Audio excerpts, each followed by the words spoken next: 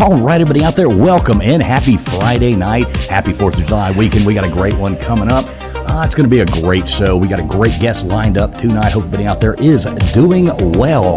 We've got with us, as always, shocking himself faster than he can shock the world. We got our token mad scientist, Old Man Bills. How you doing tonight there, old man? Dude, I'm doing great. This is going to be a fantastic show. Yeah, I'm really hyped. Looking forward to it. Always a good time over here. We do also have that snooty lady. She is finally back from her travels, hanging out in her rat-infested camper, only here just to make us poors feel good about ourselves. How you doing tonight there at Gutters Pub? I'm excited for this evening. I'm glad I'm here. Yeah, always good to have you here. Hope you made it out of there without any, rabies from the rats. Joining us tonight as well, we've got our token redheaded stepchild. How you doing tonight there, Tombstones? I'm doing great. Happy freaking Friday, everybody. All right, there we go. And coming to us as well, we got the mouth of Houston sitting up here with us. How you doing there tonight, LW? Hey, everybody. Happy 4th of July weekend. Looking forward to this. Hope everybody's excited.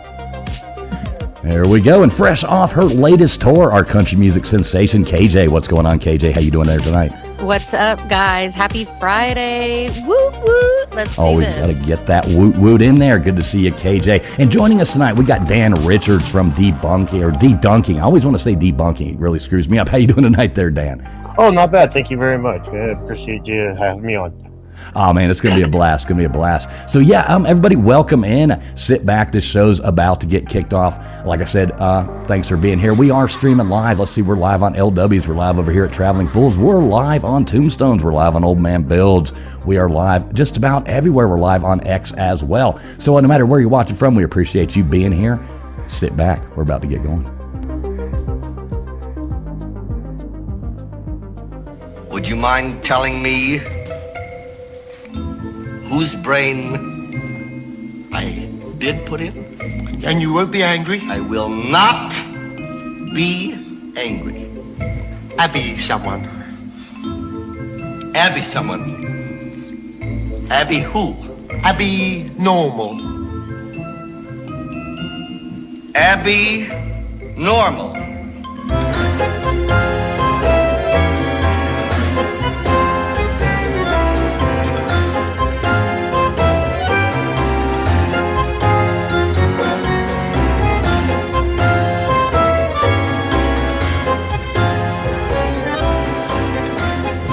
Listening to the ASN Podcast Network. All right, hope everybody's doing good out there. Thanks a lot for being here. Like I said, we're streaming out live on all kinds of places. We're live over here on DeDunking. We're live on Gutters Pub. We're live on Old Man Builds. We're live here at Traveling Fools. We're live on Tombstones. Hell, we're live on LWs. Jesus Christ, no matter where you are, you're probably going to have to put up with us. Dan Richards, how you doing tonight there, brother? Oh, doing really well. Thank you so much. I appreciate it, Baker. How you doing? Yeah, man, doing great. It's great to have you up on here. I'm always a big fan, watching your stuff for quite a long time. I notice you've getting a lot of attention here lately from some crazy folks. We'll talk about that later. First question I do have for you, though, we got to ask every guest that comes up on here, did we or did we not land on the moon in 1969? I do think we did land on the moon in 69. Okay. Like I told you, I've been going around getting that man on the street interviews. It's pretty funny, the responses I've gotten from people. I'll tell you, it's about 60-40, 60% say no, which is actually I wouldn't say, I'm not 100% that's the case. I can understand why people would say that that it didn't happen. It's just personally, the evidence seems to be, it's mostly the biggest one is the people that watched the rocket fly up into space. It was pretty heavily watched by the civilian population. And some of them had some good gear. So anyway, that's I don't want to keep us too derailed, but just to explain my point, because I do get why people would say, it's this fucking space race, right? You're dealing with the Soviets, and no holds barred, right? Right, exactly. I always go back to the main thing that makes me call bullshit on that is that hunk of junk that they dropped down on there, that the Eagle thing that came down looks like it's all wrapped in duct tape and aluminum foil and all that kind of stuff. That's the only built out of cardboard. It looks like a 12th grader science project or something. That's the only thing that throws me off on it. But other than that, it's We'll see. My supporter Rising Karu says flags don't wave in space, and I do think it's politically incorrect to call them flags nowadays. We call them gay people, and they can wave in space all they want. Jesus. Thanks a lot, dude. We start us off really messed up. Right, exactly. We're off to a dandy start.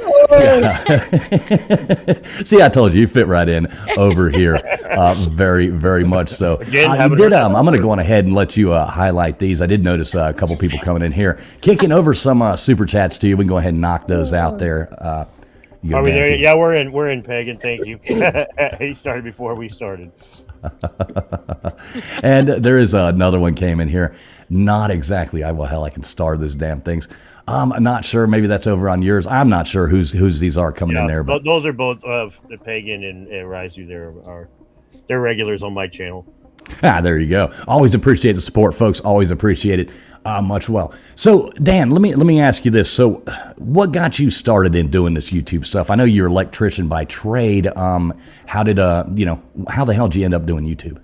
Well, I ended up with like my son. I got custody of him almost 11 years ago.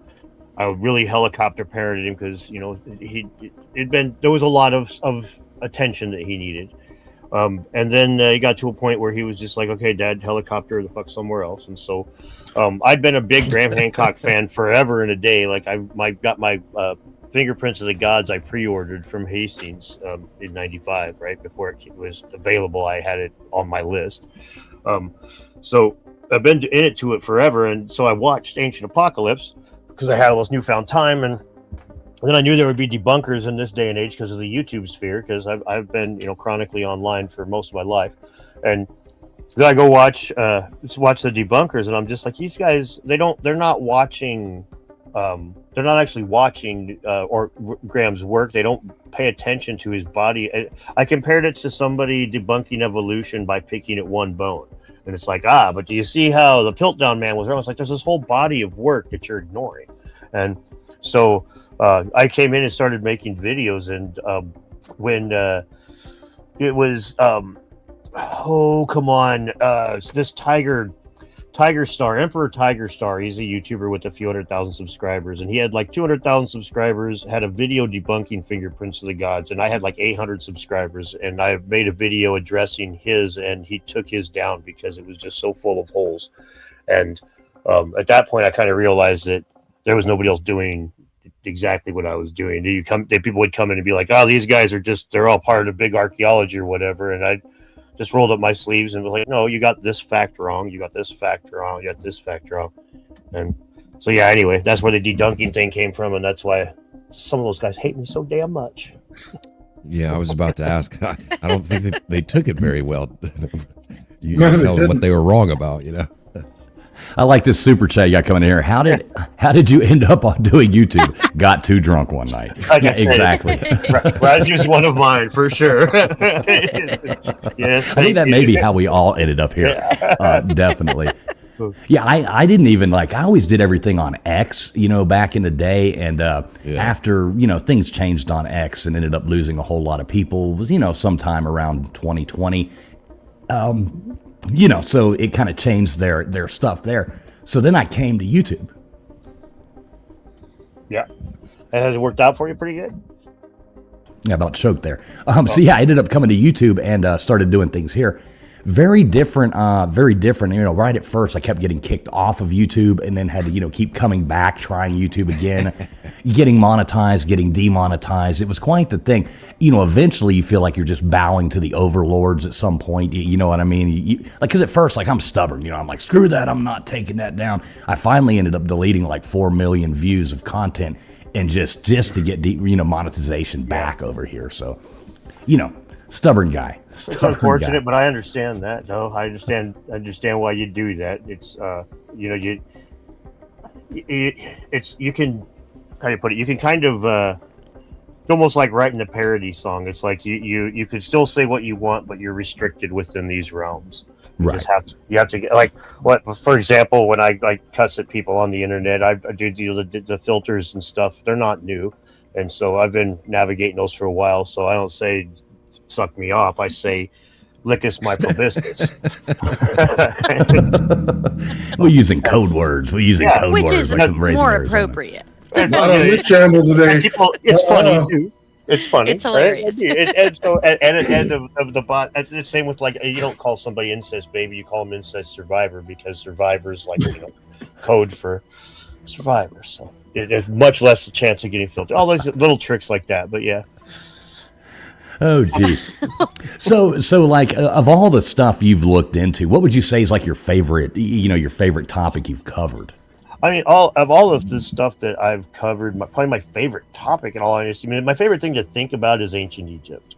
Now, when it comes to the stuff that I personally feel like I've done the best job with would be like my take on the Baghdad Battery, the highlighting of the cover-up of the elongated skulls, of course, proving that Flint Dibble lied on the debate with Graham Hancock on Joe Rogan. That was a pretty big one. But again, honestly, the ancient Egypt is the one that's the most fun. Straight up, just the most fun. I mean, come on. There's a reason they call us pyramidians, right? See, I agree. That's like where, everybody up here, we've kind of put a panel together of, lunatics basically here that we always have. We're all kind of into different things, so to speak. And mine's always the ancient civilizations. I always go back, to ancient. Now, have you been to Egypt yet, Dan? I have not. No, I haven't.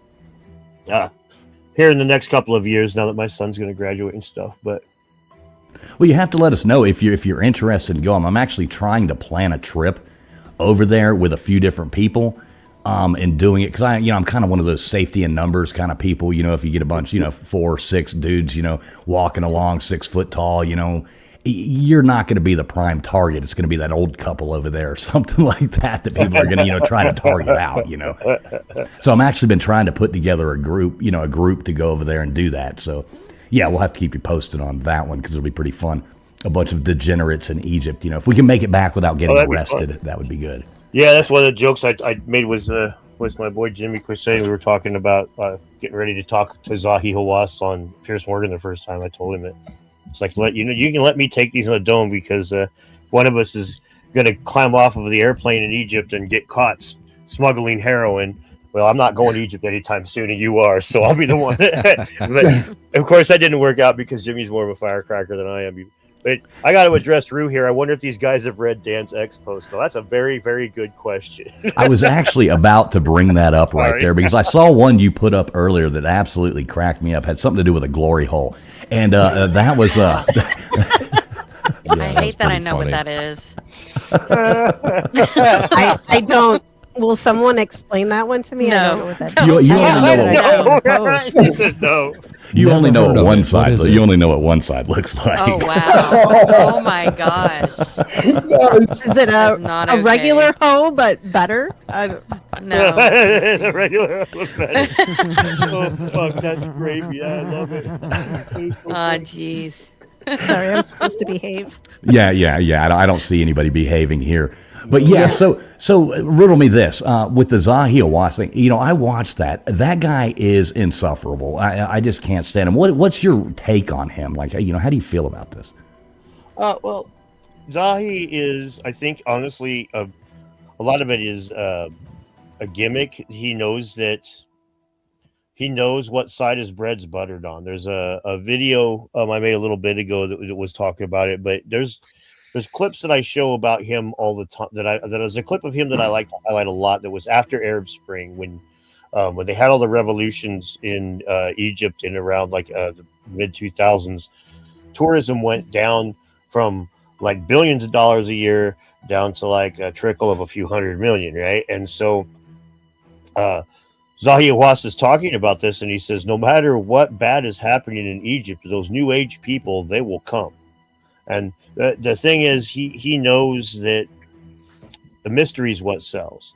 So by playing the moving shell game with, and I'm not saying that there's not artifacts disappearing. I'm not saying there's not things being hidden.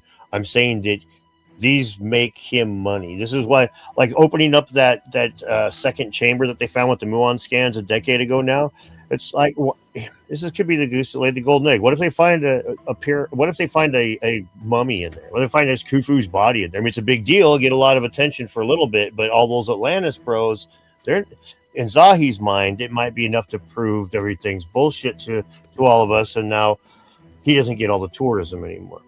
If you watch Lee Claire on Twitter, he started this too. 2 years ago, he was not antagonistic at all. Now he goes around talking so much shit. He's one of the guys that I blocked, which I don't block a whole lot of people on Twitter, but they got to get pretty antagonistic, and Lee's one of them. And he's the dude that's in charge of Göbekli Tepe. Same kind of thing. The mystery is what sells. You don't need to investigate. Why dig up more? The people hoping that they can get into that thing over there, that's what's getting those fuckers out here to begin with. So I think that's a huge part of Zahi Hawass's case. He is a heel from wrestling. He's a deliberate villain. Right. I don't trust the guy. He looks like a villain. Like you would see him in like one of those Scooby-Doo or something like that. He looks like you'd pull the mask and it'd be him underneath, sitting there with the big nose and all that. I just don't trust the guy. He's very, very unlikable as well. I remember him getting, I guess with Jimmy Corsetti, he was like so mad at Jimmy on that one. I guess it was on Pierce. And you could just see the anger seething out of that guy, and it was beautiful to watch. I mean, I'll be honest. I guess one of the things I say a lot is that I've been online for a long time, and be in the 80s and the 90s and early 2000s, you type and argue with somebody, you'd imagine you're like, man, that guy's probably over there you could just tell as fast he's typing all the typos. That guy's mad as fuck. He's over there just seething. But now you see it on the internet in real time. They'll make a video and they'll start yelling. Yeah, it makes this so much fun. Those Piers Morgan shows can get pretty hyped, pretty crunk. Yeah, when me and Jim were behind the scenes the first time, they had Milo Rossi and Flint Dibble on, and then me and Jim were talking in the back room chat before they let us on. And now that this is like Maury Povich, and we're the Jilted X. They're gonna drag us out there. we're fucking Jerry. Right, exactly. You mentioned Flint and Dibble. I went back. I'd seen clips of you on Rogan, but I went back and listened to the episode this week. I highlighted my favorite comment here. It says, I'm flinting my dibble so hard right now in the comment section. Yeah, the Flint Dibble guy, he's another insufferable person. I mean, you can just feel the soy just seeping out of the guy. But shout out to whoever made the Flint Dribble channel on X that goes especially behind every one of Jimmy's posts that he goes up, it's the Flint Dribble, and it's like, well, let me explain. I love that freaking account, man. That is awesome. Yeah, he's pretty funny. So what was it like? I got to know. Going on those shows. I mean, those people just reach out to you and they were like, hey, we've noticed your stuff. I mean, how did all that come to pass? Well, I got email from or a message from a dude on Twitter, John Gribsby, who's he's the archaeoastronomer who did the work on Draco from Heaven's Mirror, Graham Hancock's book Heaven's Mirror.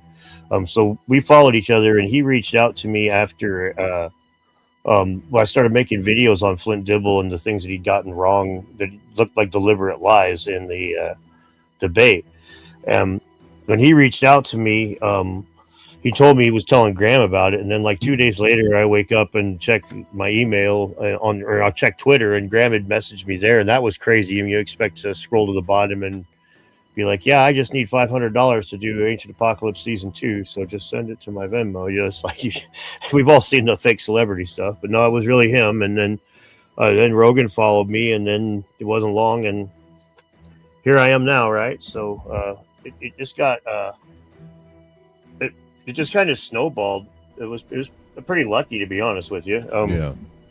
Like I said, I felt when I did that guy Emperor Tiger Star video, which was a year before that. I felt like when he took that thing down, I felt like I was alone in a field with a plow. It was like there's this massive amount of work to do, and there's nobody else doing it. Otherwise, I mean, this video had been up for a couple of years. Nobody, and the fruit was so low hanging. Like, you guys know who Charles Hapgood is? He talked about. I'm not sure who that is. Okay, Charles Hapgood was a guy in the 1950s, 1940s, even 30s, who was into the idea of Earth crust displacement, that the entire rigid crust of the Earth had slipped over the molten core, like if you detached a peel from an orange and the peel was to slip over the inside of the orange. And he thought that like the Hudson Bay was once the North Pole, for example. And that's why you had mammoths that were frozen with buttercups in their mouth and that kind of stuff. So he had corresponded with Einstein, and Graham cites Hapgood regularly in Fingerprints of the Gods. And so this dude is making the video picking at Fingerprints of the Gods says there's no way that Einstein wrote the foreword for Hapgood's book because Einstein died 3 years before Hapgood's book was published. But it's like, it's really easy to prove that that's, I mean, books don't come out in one day, man. The foreword was written like 5 years before the book came out. So it's real simple stuff like that, where it's like the guy, I couldn't find any information about this man. And then he's like, all I could find was his obituary. And it's like, well, his obituary has the bomber wing he flew for in World War II. If you look that up, then you find it's like, this guy's supposed to be a professional historian, academic, and he can't be. They treat Atlantis stuff like they treat flat earth stuff. The people that watch it that are on their side don't give a shit if they get the facts right or not, because they just assume that everything we say is wrong to begin with. And the people on our side are generally speaking hippies that are like, fucking miss me with that energy, bro. I don't really care what you have to say. And so they just kind of get away with just making vapid content and making money for it, just publishing lies, which is so ironic when they're going around calling other people grifters. Right, 100%. Now I saw that moron, what's his name, Professor? Is it Professor Dave? Okay, he's a dumbass.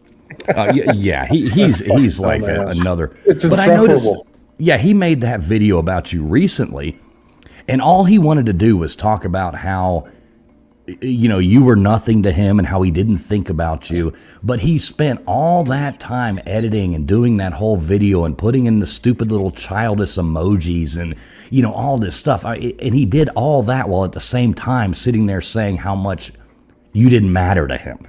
And he spent all that time. I mean, how do you look at that? Is that not a win in itself right there? Oh, yeah. Well, the thing is, it's I've got a video that's coming out, should be out tomorrow. I've been pushing this guy for a minute because he gets everything wrong. Not everything. He gets so much wrong. All right. Like, he gets so much wrong. Like in that video, for example, he says, Dan will never make a retraction to this video. Well, it's funny. I posted several retractions, and one of them is to that video. Literally my next video, right at the beginning of it, right after the little Anya sings "Only Time," and right immediately it goes to me saying, "Before we get started here, I need to publish a retraction." He doesn't care if he's factually accurate or not with the information he dispenses. So it's like that he's flailing around because he knows that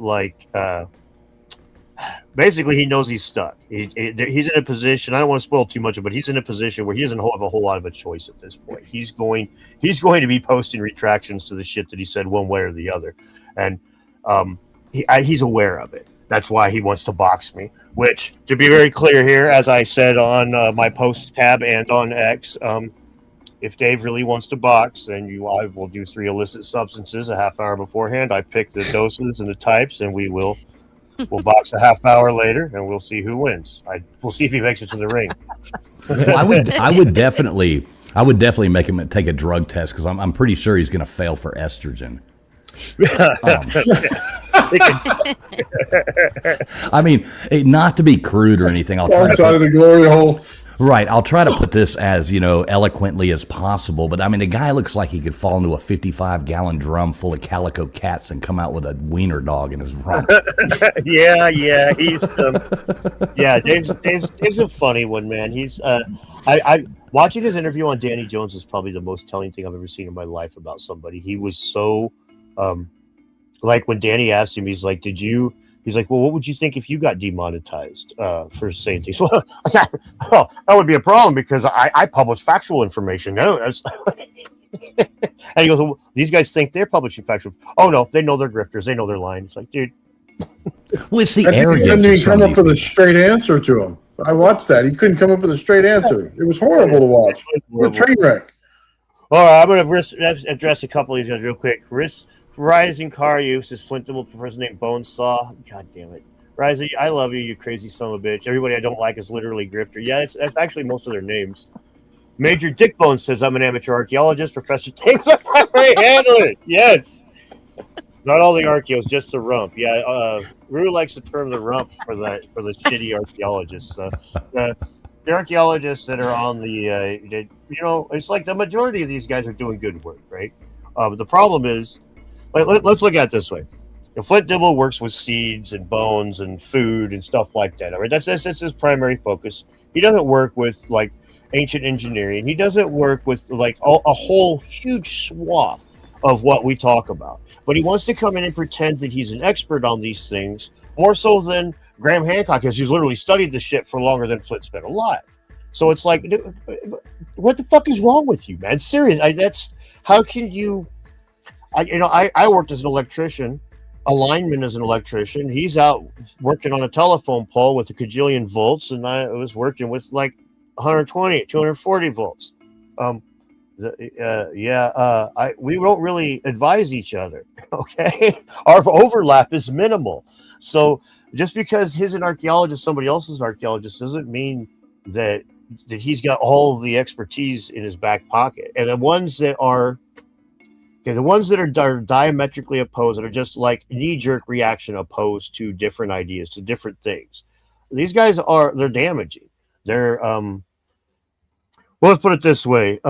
If guys like Dave Farina, who attack every scientist who publishes anything outlandish or out of the ordinary immediately, and all he has to do is have some scientists to push back. If it's a majority, if the consensus if the consensus is against an idea, Dave will jump and attack that idea.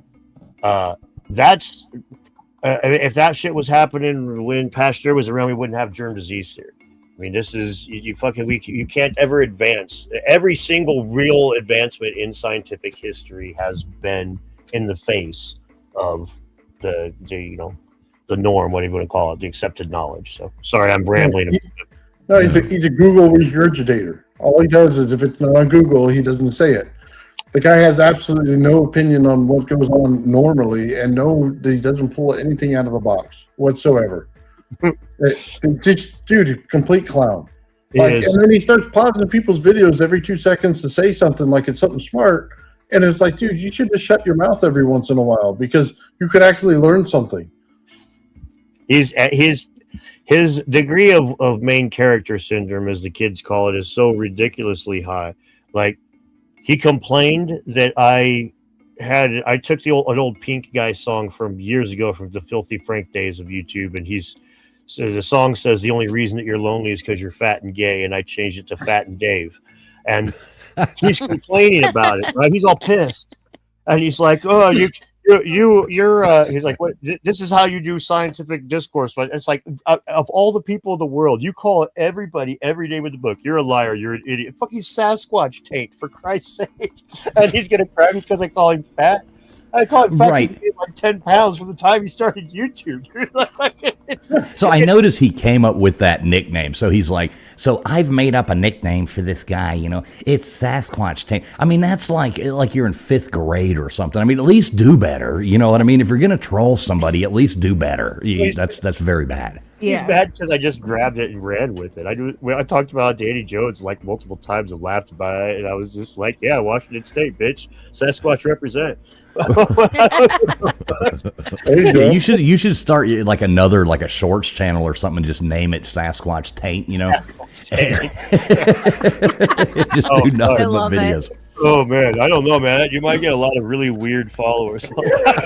You definitely will. Sure. You definitely will. There's something special about the big, and I love all my Bigfoot people, and I do love Bigfoot. The thing about and the lore around it. It's really fun. But boy, that Bigfoot community is. I mean, they're cutthroat. Like did you like the recent thing with the the videos and the new documentary coming out. I mean, it put the whole Bigfoot community into like this. They were all fighting with each other and hating each other. It was absolutely ridiculous to watch. Almost as like the true crime people on here.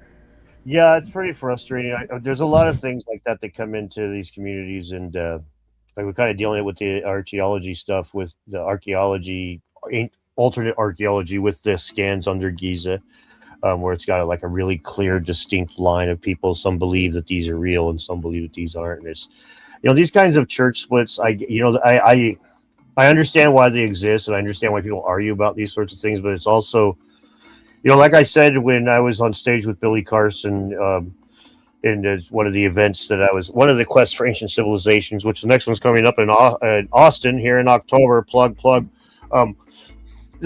Like people, I was talking about how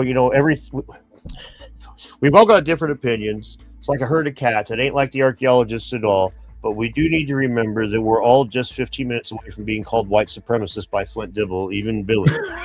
I mean, so it's like we can argue about big rocks, but let's argue with big rocks about the people who won't even let us talk about the evidence without calling us names first. I thought that was such poor taste when he went after Jimmy with that. That wasn't really, because I really like Jimmy Corsetti. He's a good dude, and I've followed. I remember when before he was even at 1,000 subscribers, I found his channel, came across it, and I was like, wow, this is a cool channel. And he was, doing all the rich hot structure and the Eye of the Sahara, doing those videos, and that's fascinating stuff. And a lot of people, you can believe it, not. It's all a myth. But why do you think so many of these people, like the Flint Dribbles, I'm going to call them Dribble, like the Flint Dribbles and why are they so scared to the possibility of something they didn't learn in a textbook being real? Well, I think the big part of it is the ego of they know that they're not practicing a real science. They know that it's close, that there's parts of it that are scientific, but they also know that they can't ever achieve certain things like replicability in any meaningful sense. So like we're always stuck. If an archaeologist claims that if the archaeologist lies about the stratigraphy when they're digging up a bunch of stuff, they draw their pictures wrong, they take their photographs wrong, they fake these things, we have no way of proving that because there's no way to replicate that dig. So we can heavily imply it by a huge body of evidence, but like an example of how different sciences are from when they're soft to when they're hard is like taxonomy, like the different animals and how they believed one evolved into another. And then like they had all these trees built, phylogenetic trees, and then we get DNA, and all of a sudden they're like, well, this whole fucking chunk moves over there, this chunk moves. Now we have some real hard data. Before we were just kind of looking at things and putting things together.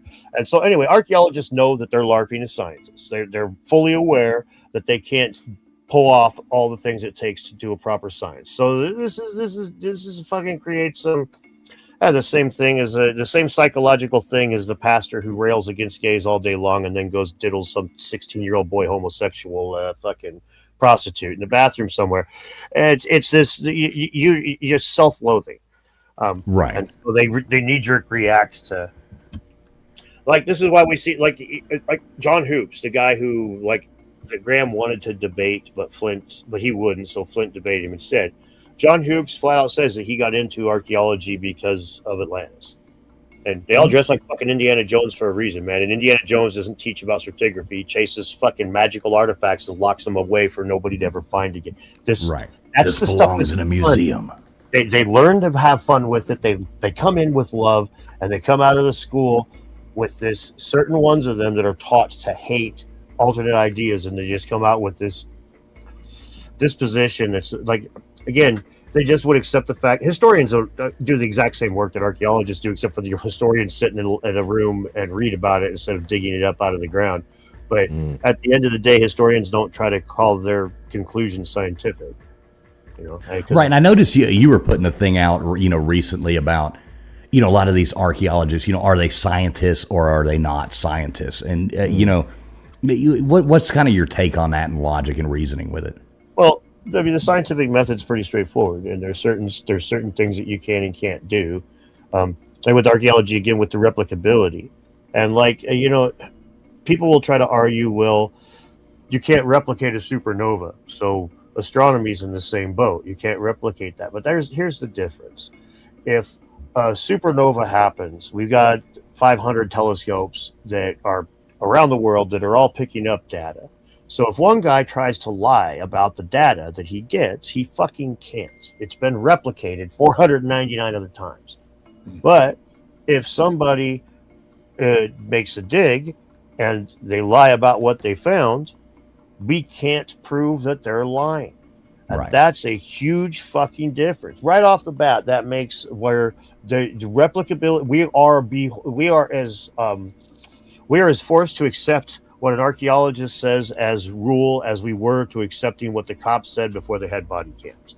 Totally at their discretion whether or not we get the proper data or not. And so I'm not saying that archaeologists are a pack of fucking liars. What I'm saying is we have a scientific method that checks for that doesn't say, I hope you guys aren't liars. I'm not saying you are. It rejects liars by methodology. You will be eliminated because and archaeology is incapable of doing that. Right off the bat, you can't be a science with that. So it's like you can do radiocarbon dating. That's scientific. You can do a lot of different things that are scientific, but and then maybe even science is in and of its own right. But using chemistry doesn't make archaeology a science, right? I mean, I can use proper measurements and use metrology to measure somebody's skull, but that doesn't make phrenology a proper science. If you guys know what phrenology is, Right. Okay. Really quick, I need to address Rising Car Use chat. Sorry, bud. It's not Professor Dave, it's Professor Dave, short for Professor Retarded. Very nice. Oh, somebody Traveling Fool's got some memberships gifted. Hell yeah, nice. Yeah, we're out there. You got another one here too. Somebody Scientish, Rising. Scientish. Yeah. Sorry. Yeah. No, it's all good. And we thank everybody for being here. There's, a beautiful 342 people tuned in across platforms right here watching right now. So we do got a good audience going on. Thanks, Dan, for being up here. Each and every one of you. The chat is absolutely rolling over here between every different place. But we do see all your chats coming in and all that jazz. So thanks, everybody, for being here. No matter where you are watching, hit that thumbs up button. Do what you got to do. But we appreciate you. We appreciate you being here. Yes, very much. And sorry to interrupt. I just don't want Riser's always throwing a few bucks at me to say something silly. I don't want to break a good thing, right? Oh yeah, those are the best. Those are the best. Yeah, bring them up whenever you want. I'm on it, brother. I'm on it. You just let me know.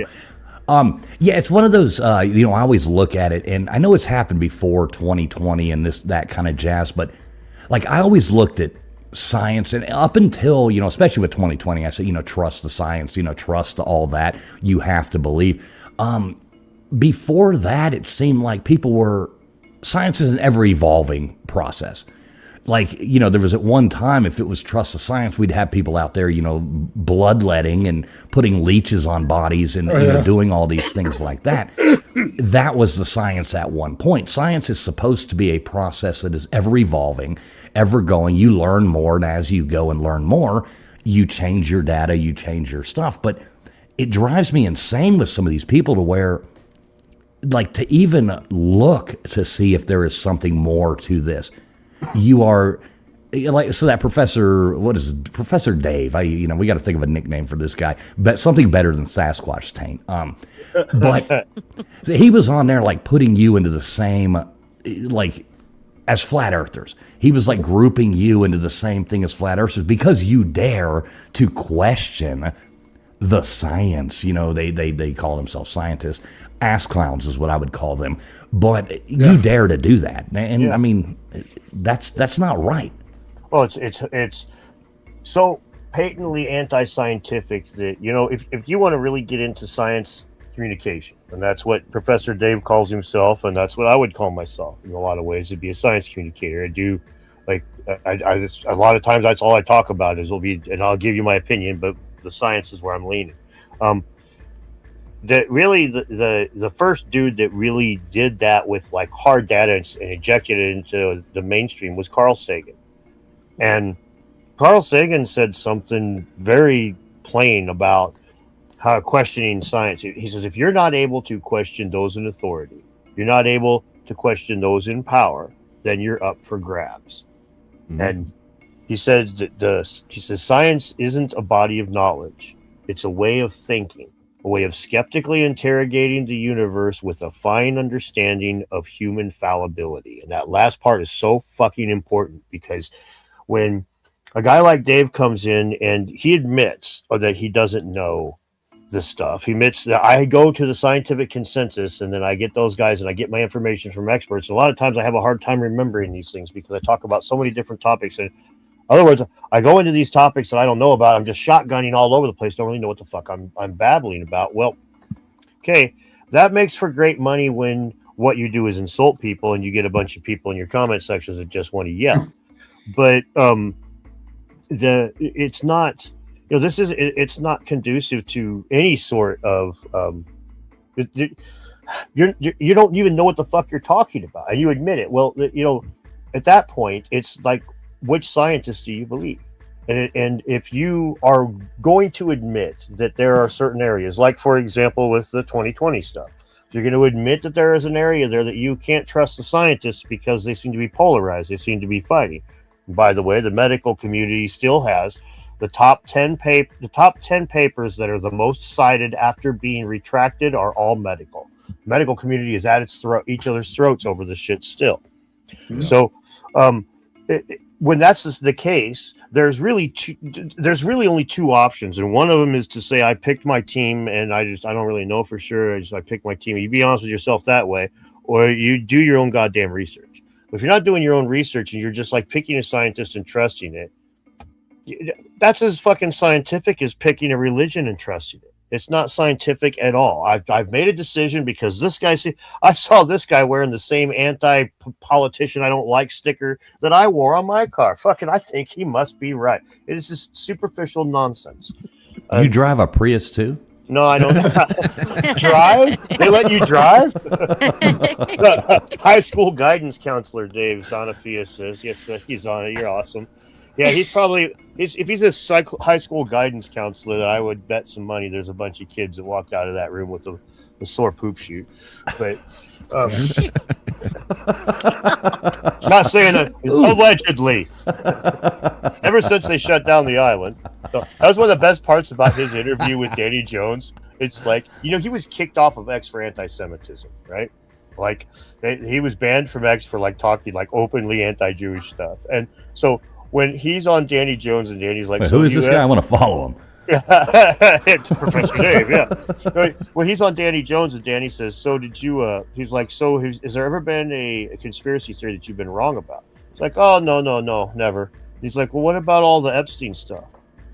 And clearly referring to like Pizzagate, trying to get him to like, I'm sure that 15 years ago you weren't in agreement with all that shit. Well, Dave's like, well, I always knew there was something up with him, and starts talking immediately how he's an anti-Zionist and how that's why he always knew there was a problem with Epstein. And it's so goddamn funny. It's like, well, of course he eats babies. Did you look at the fucking last name? Steen? Hello? It's like, Jesus Christ, bro. Woo! No wonder they kicked you off X, man. I say some spicy shit, but goddamn. So yeah, anyway, this guy, it's funny, man. Like he's it's funny because I know that he thinks he's like so aggressive and gets all these. Like he talks about how he's taking my channel down and all this stuff, and it's like, dude, I do public tours and stuff where I go to fucking all these speaking events and shit. And I know it's crazy. I don't upload as much during those times, so I get my views go down and stuff sometimes and stuff. And he was even the parts about me not making money and stuff. I was like, oh my dear Christ. You ever seen my shelves, bitch? I can buy your car with the fucking video games on it, man. Come on, shut up. Right. Yeah. I got it. Okay. You talk about video games. Favorite video game all time? Go. Lords of Thunder for the Sega CD, probably. That's all really right. Good one. I got to go with Mike Tyson's Punch Out. I love that game. I can still like, just like my social security number, I can go 007-373-5963, boom, right up there, have Mike Tyson, ding, ding, ding, ding, ding, and then I get knocked out in the first, 3 hits, and I'm like, God damn it. Yeah, I didn't realize you could have one of these Xbox controllers and do like the, play that live just with an Xbox controller and an emulator. So every now and then, like, I'll get drunk at night and go live, and try to beat Mike Tyson and run through the game, And I still haven't beat that son of a bitch, man. It's pissing me off. I used to be able to do it every time, but I do have a message, a question from the chat there. Yeah. What do you think? What do you think about like carbon dating with artifacts and stuff like that? Oh, I think carbon dating. That's one question I had. I watched that Matt Bill podcast you did. That was a good section. Got a little heated there, but that's a good question. The debate one, no, thank you, yeah. The carbon dating is okay. We know that there is some degree of inaccuracy to it, and I'm all for carbon dating. The only thing that I really have a problem with carbon dating when they start pushing it around like they did in that, like I was talking about with Matt Bell, where it's like, the carbon dating ends up a couple hundred years off of where they say it should be, and they're going to be trying to shove the dates together. I'm going to have a problem with that when there's a debate.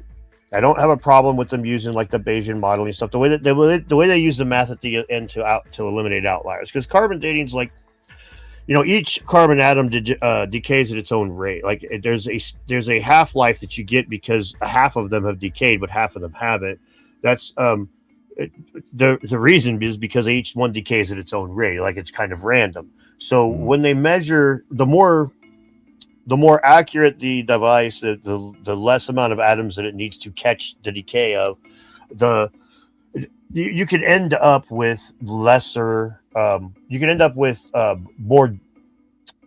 less accurate dates. Like the more samples, the better, right?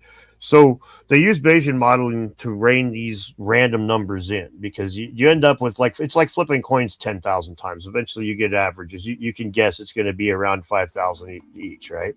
Now you might be a little off, but once you get to those kinds of big numbers, you're not going to be off by much. If you only flip it 500 times, you might find yourself off by quite a bit larger percentage. Right. So they use Bayesian modeling to rein these numbers in and stuff, and I don't have a problem with that. But when they use that kind of stuff where there's debates, it's where it's an area where it allows for fuckery. Just like I don't have a problem with people cashing out money at a casino, but if they're laundering money, that's an area that allows for fuckery. That's all. So I do more or less trust carbon dating, not implicitly, but I don't think that there's just bullshit junk science. Rising Karu brought up the "Stole My Bike" meme. If you don't know that one, it's pretty hilarious. It's an old one, but it's the cut scene from Mike Tyson's Punch Out where Little Mac's chasing him on the bike, and somebody's singing over the background, "N-word stole my bike, N-word stole my bike." And now instead of training with Little Mac, at the end of each Mike Tyson round, you're chasing the guy that stole your bike because of the song in the background. It's pretty horrible, but it's old YouTube. Old YouTube. Well, I like the catch the wave Coca-Cola Max Headroom thing back there. Oh, thank you. Behind you. I don't know if people have noticed onto that, but I'm always like, I'm a big fan of Max Headroom. Dude, they Max Headroom to fly. Have you seen that at all? No. Okay, really quickly for your audience, Max Headroom, the story is it's a futuristic world. Television networks control everything, even though they're still governments. It's all about ratings.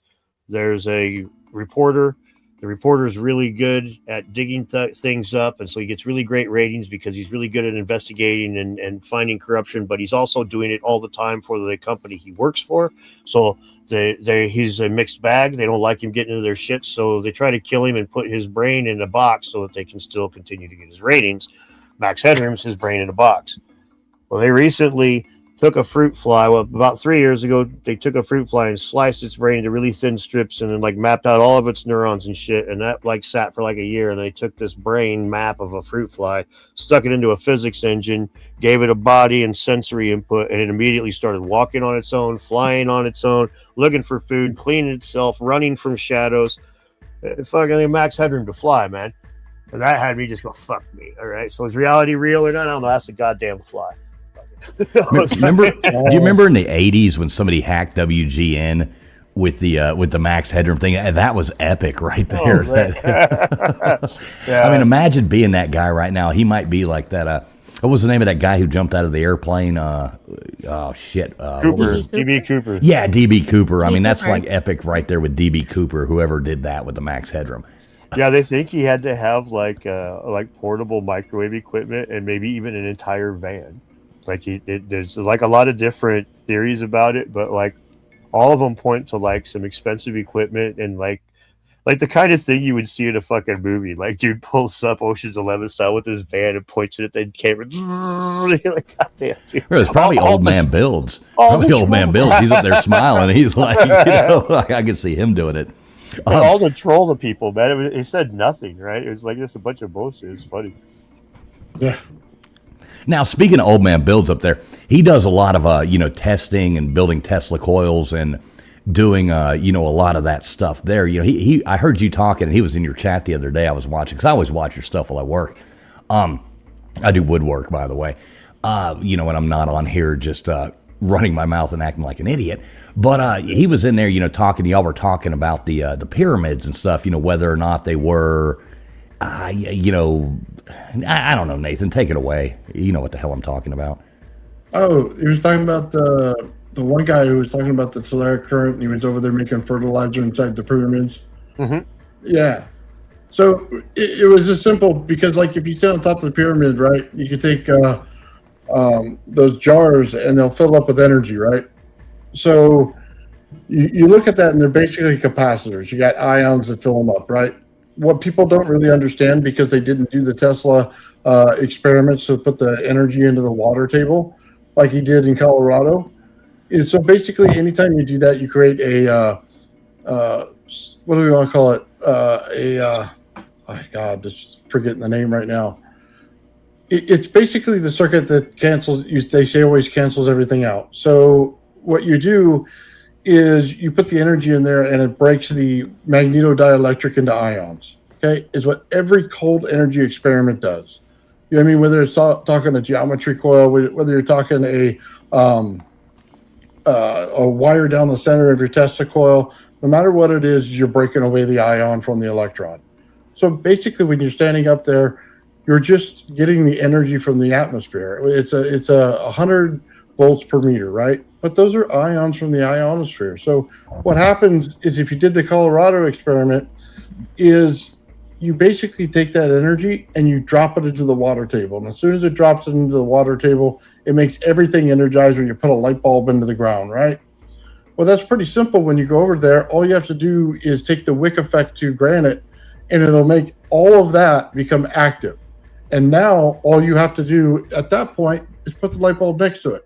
It makes a huge capacitor, and the more compression that you get on top of it, which is why the stones are so big, once you get all that compression in there, it creates energy on the inside that you can't get out because now it's stuck in there. So I do the experiments here all the time. I put the energy into the water and I'm able to pull it off, and you could put your hands in there.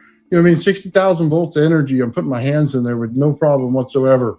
It's more than the skin effect because of that. It's regular hot energy, but this isn't hot energy at all. It's ice cold. It's creating radiation is what it's creating.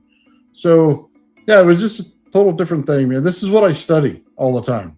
So I do all the experiments. I reverse engineer everything. So if it's a Bedini device, I've reverse engineered it. Edwin Gray, I've reverse engineered it. Every single Tesla coil experiment, being able to start every single one across the room, without a problem, just by the winding itself on those coils. I've done those experiments. Heck, I did a show when we did it on this channel. I do live experiments, man. I'll flat out take that Tesla coil, run it into the water, put my hands in it. I love watching them get shocked. It's amazing. Dude, energy is so different than what they actually think. And that's what I came out to prove. All cold energy experiments, I reverse engineer them till they're repeatable. And then I'll put them on my channel where you can see it. I'll do plasma physics right in front of you. You know what I mean? Show you the energy exchanges and how they work, how the planetary systems work, how they build out atoms exactly perfect in a mechanical way without all the different words and word salad that you get to. Basically, I can prove out a lot of stuff that they say is debunked. All day long, I can prove it. You know what I mean? That's what I do on my channel. That's where I have fun. You know what I mean? Of course, Nice. I get shocked every once in a while, but I don't think It's amazing. And he does wear nipple tassels every now and then while he does it. That was See that absolutely amazing as well. Or coconut. And don't let Nathan sell himself short there too. He's actually a featured speaker at Tesla Tech, coming up and doing demonstrations there at Tesla Tech coming up here right around the corner. So that is super cool. Dan, I actually think, Dan, you should hook up with Nathan on some of those things. Like maybe I heard y'all talking about that. It would probably be to get somebody like him up there. You know what I mean, to talk about some of that stuff. It's pretty cool. He's a smart guy. I always tell him tell him, please explain it to me like I'm a retarded 14-year-old. you know what I mean? And he does a good job at that, and I still don't understand. I created inertial mass reduction. That's why I go to Tesla Tech, because I literally took a piece of junk that they call a gravity flyer, and I made it lose 1.5 pounds on the scale, just by knowing how the energy fields work. So that's what they want me to go there and explain, because it's the actual field bubble physicists have been looking for the entire time. I found it. Oh, nice. And it just came out to be magnetosphere, boundary layer, ionosphere. So when you put the ions on the other side of the magnetodielectric, you create a boundary layer, and it basically makes a real thick zone. And as soon as you do that, you can become anti-gravitational it's really just gravity itself is all you're creating. So that's pretty interesting, man. I'll have that thing flying here soon, and then we'll really reset physics on how it's done. Well, now you're going to get us all killed, so thanks for that. But, I don't know this guy. I have no idea who he is, and I definitely, use everything that runs off of oil. Yeah. Yeah, exactly. If we don't hear from Nathan next week, we know why. He definitely got a visit from the Alphabet community. It was nice knowing you, Nathan. See ya. Good job. I'm gonna miss him. Right, we are going to miss you. R.I.P. Pour one out for Nathan. Oh, so bad times. Well, yeah, definitely check that stuff out. I try to look into as many things as I can, and try to take as much of an open mind approach to as many different things as I can. Like I said in my last video when I was reviewing those alien artifacts, that they don't, they just look a little bit too good to be true. But one of the things that I was saying when I, in the videos, it's crazy, but if you're gonna actually, look into something, either try to put your emotional response away or don't fucking bother. I mean, that's kind of like the whole point. Again, to return to what I was saying about science, why archaeology doesn't qualify. If you can't remove your biases from it, you're not really doing it scientifically. And I know that everybody's human, and so we're always going to have our biases. But I also know that like a cop is if I spit in a cop's face, he's probably not going to hit me for it, and if he wants to keep his job, he certainly won't hit me for it. But and so if you're the kind of person that can't handle getting spit in your face without swinging back, you probably shouldn't be a cop. If you're the kind of person that can't put your ego on your shelf, probably shouldn't be a fucking scientist, even if you're just LARPing as one, wearing a fancy hat. I got one of those fancy hats too. I can LARP as a scientist. Do you have an Indiana Jones hat? Oh yeah, I got right here. Here, I can even wear it up my headphones. He's going to come back morphed into Flint Dribble. I can feel it already. Not completely. Oh, you have a penis. I'll put it on top. Yeah, I'll put it on my headphones. I can go like Flint during the debate where he couldn't take his headphones off or the hat, so he just. I know. I love the way he wears his hat on top of his headphones. That is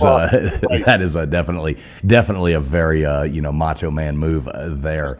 I'm not exactly the paragon of.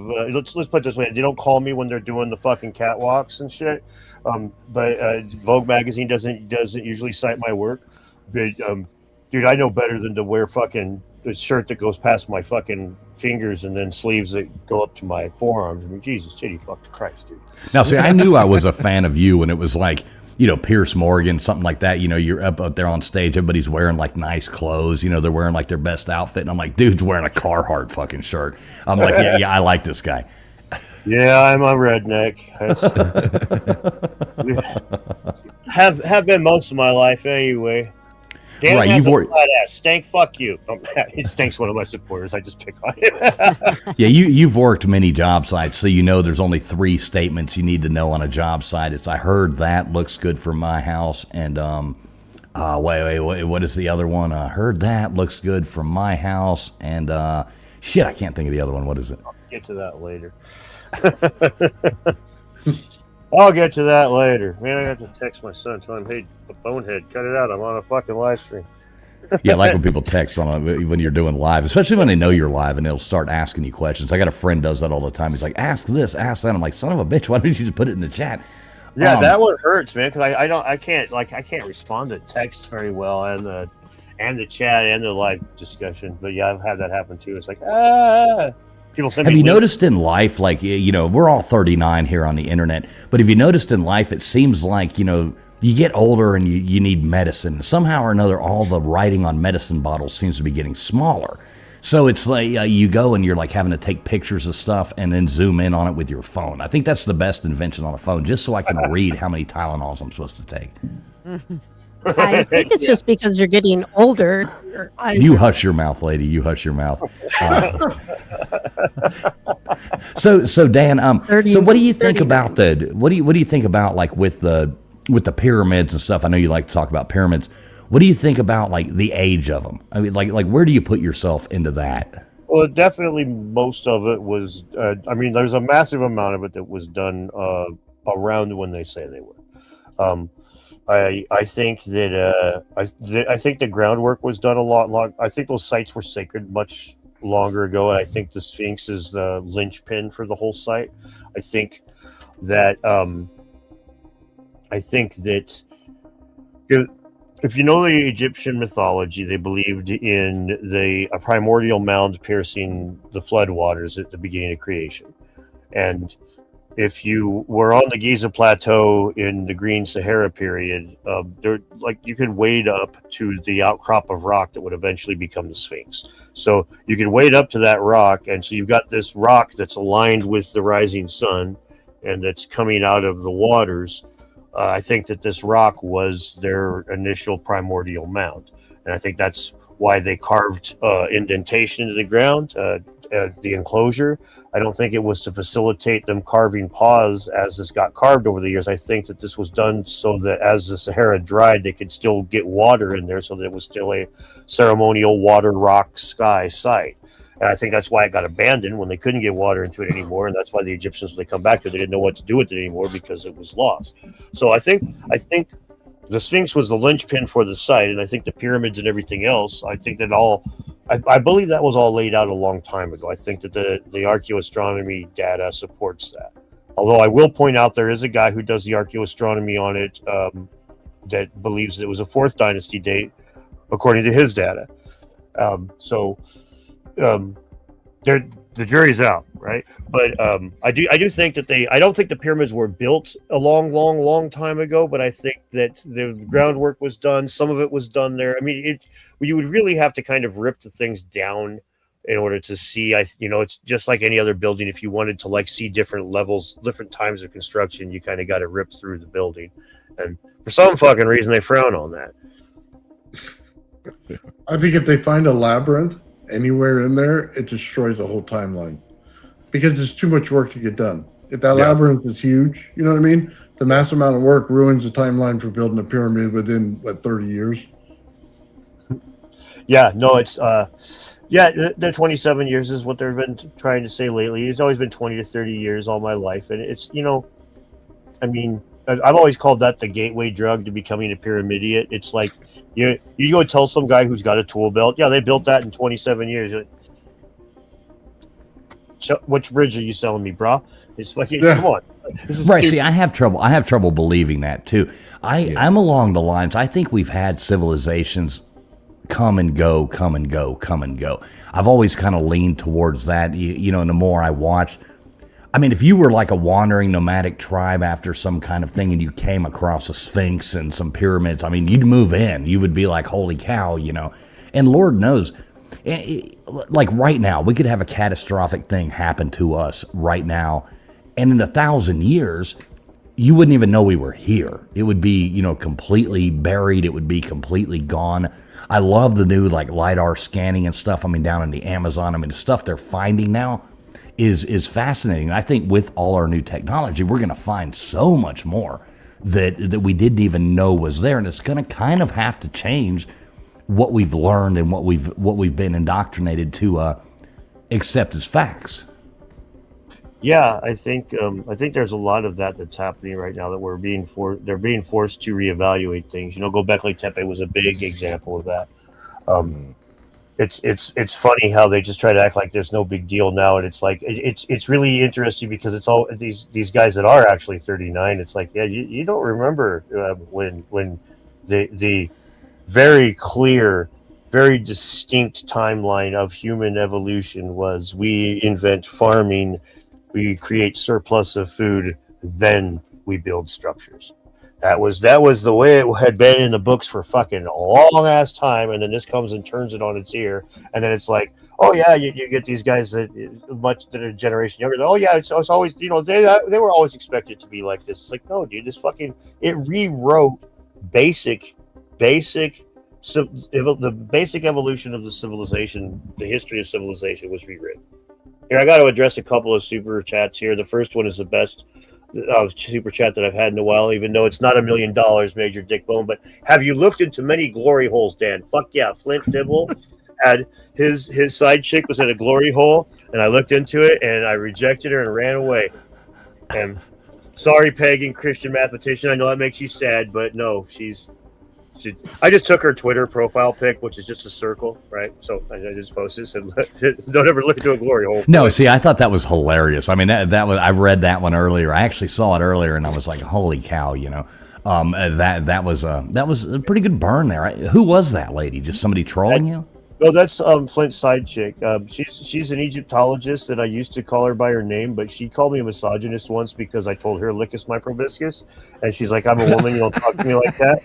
So since I have to treat her differently, since she's a woman, and since I'm a misogynist, she doesn't have a name. She's Flint's side chick, clearly, and she's a girl Egyptologist, fucking token hire, clearly. So, I assume that she works at a glory hole. I assume when she did the video with Flint that she had to send him nudes for it. But since he's gay, he probably threw them away. But, you want me to play the fucking devil? All right, dude. Fucking get my fucking pitchfork, bitch. Let's go. So she like does her night job at a Love's truck stop. Okay. Exactly. In Egypt, no less. Right. For Turkish tobacco. Right, exactly. She likes them uncircumcised. Oh man. Gross.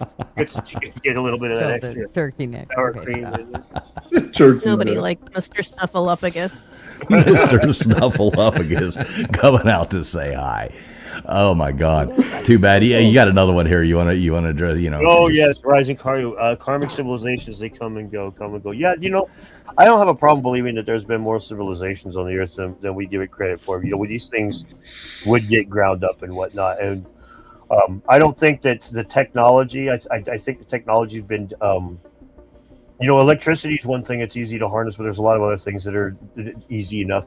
There's a lot of things that could be harnessed that, you look throughout time, and it's possible that there's a lot of different things, that we don't know. Like one of my favorite examples of this is how the idea of sacred geometry is retard shit to most people. Oh, really? You draw a picture and then you make the picture a certain way, or I'll think magic shapes. Good job, magic shapes. That's great, man.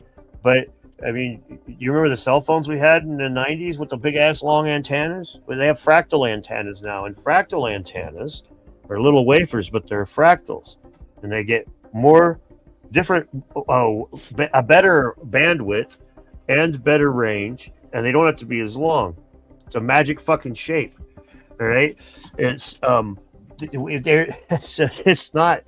So to me, it's like the possibilities are almost endless as to what could be in the past. It's just like you have to really, once you go down a certain direction, you're off and down that direction, right? So, excuse me. Okay, I paid you more. It's time now. Stroke my ego. God damn it, Major Dickbone. Nobody with a name like Major Dickbone is allowed to ask me to stroke any part of them. No offense. At least not for that amount of money. You got to start putting zeros at the end of that, buddy, and then catch me at the bar. No, I'm not begging for more money, Major Dick Bo. Thank you. I appreciate the super chat for the joke. That's good stuff. Anyway. Oh no. Oh, geez. You got all kinds of fans in here, man. I mean, this is absolutely awesome. Thanks all you guys out there supporting Dan. Subscribe to these channels here, guys. I'm definitely going through and subscribing to everybody here in the stuff afterwards. I've subscribed to the Travelers, but I didn't subscribe to the Traveling Fools, but I didn't subscribe to anybody else yet because I didn't realize it was going to be a whole herd of us. Right, exactly. We kind of do this, like we said, a whole herd of us. Yeah, we do this as a fun thing, like a collaboration. A bunch of, I think we related ourselves to being like the crew from the gang from Always Sunny in Philadelphia. We're probably the most horrible human beings on the face of the earth, but for some reason or another, we all seem to get along. So yeah, thanks everybody for being out there. Hope you, can put up with us for a little bit longer. So what I want to know, Dan, I got another question coming in for me. What about the columns under the pyramids? What's your take on that? Well, that's the synthetic aperture radar stuff. At first I was a lot more hopeful than I am now. It's unfortunate, but it's just been so. They keep doing these scans. They keep giving us more data, but they keep nothing gets followed through. And so I'm starting to be concerned that the technology isn't as good as what they're saying. And I don't know. The synthetic aperture radar, I covered it in the video. The synthetic aperture radar is like the fidelity on it's gone up massively since we started using computers, and they're using AI to basically what they're doing is they're measuring the differences in topography. So they'll use multiple scans of the same place, and they'll say these rocks and dirts have moved these ways, and if a rock is over a tunnel, the dirt and rocks move differently than dirt and rocks over solid ground. That's the idea. And then they use AI to piece it all together. I'm not fundamentally opposed to the idea. I just am at this point, it's kind of like I've been waiting too long. It's like a Kickstarter that I gave him money 2 years ago, and it's like, just fucking publish the game already, you cocksuckers. That's where I'm at. Sorry. Right, I hate when they tease these things like that. Give me the data, give me something. Right. So if these things are down there, I mean, what do you think the purpose is for them? Well, I mean, it would be tough to say. If they had some huge technological society going on back then, it would be interesting. Definitely would be interesting. But it would be tough to say. It would be part of some sort of power plant or some sort of underground city. I mean, if these are all stairways going down around each individual column and stuff, I mean, maybe it's all like escape stuff from a comet hitting the Earth or stuff. But honestly, at this point, I'm pretty skeptical. I really I probably would put these in the 5% to 10% probability range of being real at this point at best. For one thing, remember when they did their first scans and they had 5 Keen's chambers in one of the pyramids, right? And that was 100%. I think that right off the bat is a problem with the AI. The same as you get 10 thumbs on certain things and shit. You see, Rising's on board. I was actually saying that before we got on here, man. We were in a before party. I was talking about how, because the implication, Dave is going to be posting some retraction. It's going to be definitely the implication. Definitely the implication. So tombstones, you're up there. I know you had some questions about the elongated skulls and stuff like that. Do you want to jump into that? You want to ask Dan about any of that? Well, how you called me out. We were we were totally talking about something else. It's like a deer in the headlights up here, I would like to change the conversation to the elongated skulls, because I find it completely fascinating. I just got wrapped up in it. I was looking up in everything. I really get into the old burial practices, especially Native Americans, and then to find out there's all this stuff that is being hidden that we never even knew about. So yeah, I would love to hear more about it. Yeah, thanks. Yeah, I just want one of the more interesting things is the way that it's been covered up. The elongated skulls are like up where I live. If you get to the Cascade Mountains, which is about a 2-hour drive west of me, you get to the Cascade Mountains, and when Lewis and Clark got here, they reported that all of the natives west of the Cascades were known as flatheads by the natives east, and they all had different. They modified their skulls. There's a book that I had, the Smithsonian Institute book, that was put out on the Chinook chief Concomly, who Lewis and Clark had dealings with, and it was called the Chinook Sign of Freedom, because if you were a freeborn native, you did this to your kids. If you were slave, you weren't allowed to modify your kid's skull. And so this was ubiquitous. This was everywhere. And you would find the graves that they would have would be raised up off the ground, and they'd have a canoe, and they would put the person in there with their grave goods and stuff, and they just let the elements have at them. And if they were rich, they'd cover them with a second canoe. But the point was, they would put them in an island or on a big outcrop of rock that predators couldn't get to them easily, and then they would raise them up off the ground, and basically they would stay that way until they fell in the ocean, or until they fell in the river. And this was gone on. We don't even know how long, but it went on for a really long time. And these that phrenology I was talking about earlier, though, just for our audiences, it's the measurement of like the bumps and bones and shape of a skull, and the idea that it has to do with how smart you are or your attributes. So Leonardo DiCaprio goes off about it on Django Unchained at the table when he's playing with the bumps on the skull and being all racist. So anyway, this was a huge science, huge field of study. Much like archaeology, it was, a field of study that used some science and a bunch of bullshit. But anyway, it caused a craze for these skulls. So all people were like, that Concomly chief, his skull was cut off about 3 years after he died, and he was like super cool with white people, but it didn't stop him from looting his ass like just not long after he died. So these skulls were like sold all over the place, and it's amazing to think about now because they were so ubiquitous, and now it's almost impossible to find any record of it. Wandering Wolf, his producer Sammy Lee was on. She went to school for that stuff, for Native American studies at the University of Oregon, right fucking there where the shit was going on. They didn't teach her anything about it. Wow. And so, yeah, that to me screams cover up. And Chief Connolly, his skull didn't it end up in like England? I think. Yep. Wasn't it? It ended up in England, and then it only within recent years was returned. Yeah, it was like 1960. It was repatriated. Unknown grave now because they don't want probably people going and digging it up. Well, yeah, I mean, I understand why they want to keep things secret. Well, yeah. White people suck. Well, I mean, Sorry, guys.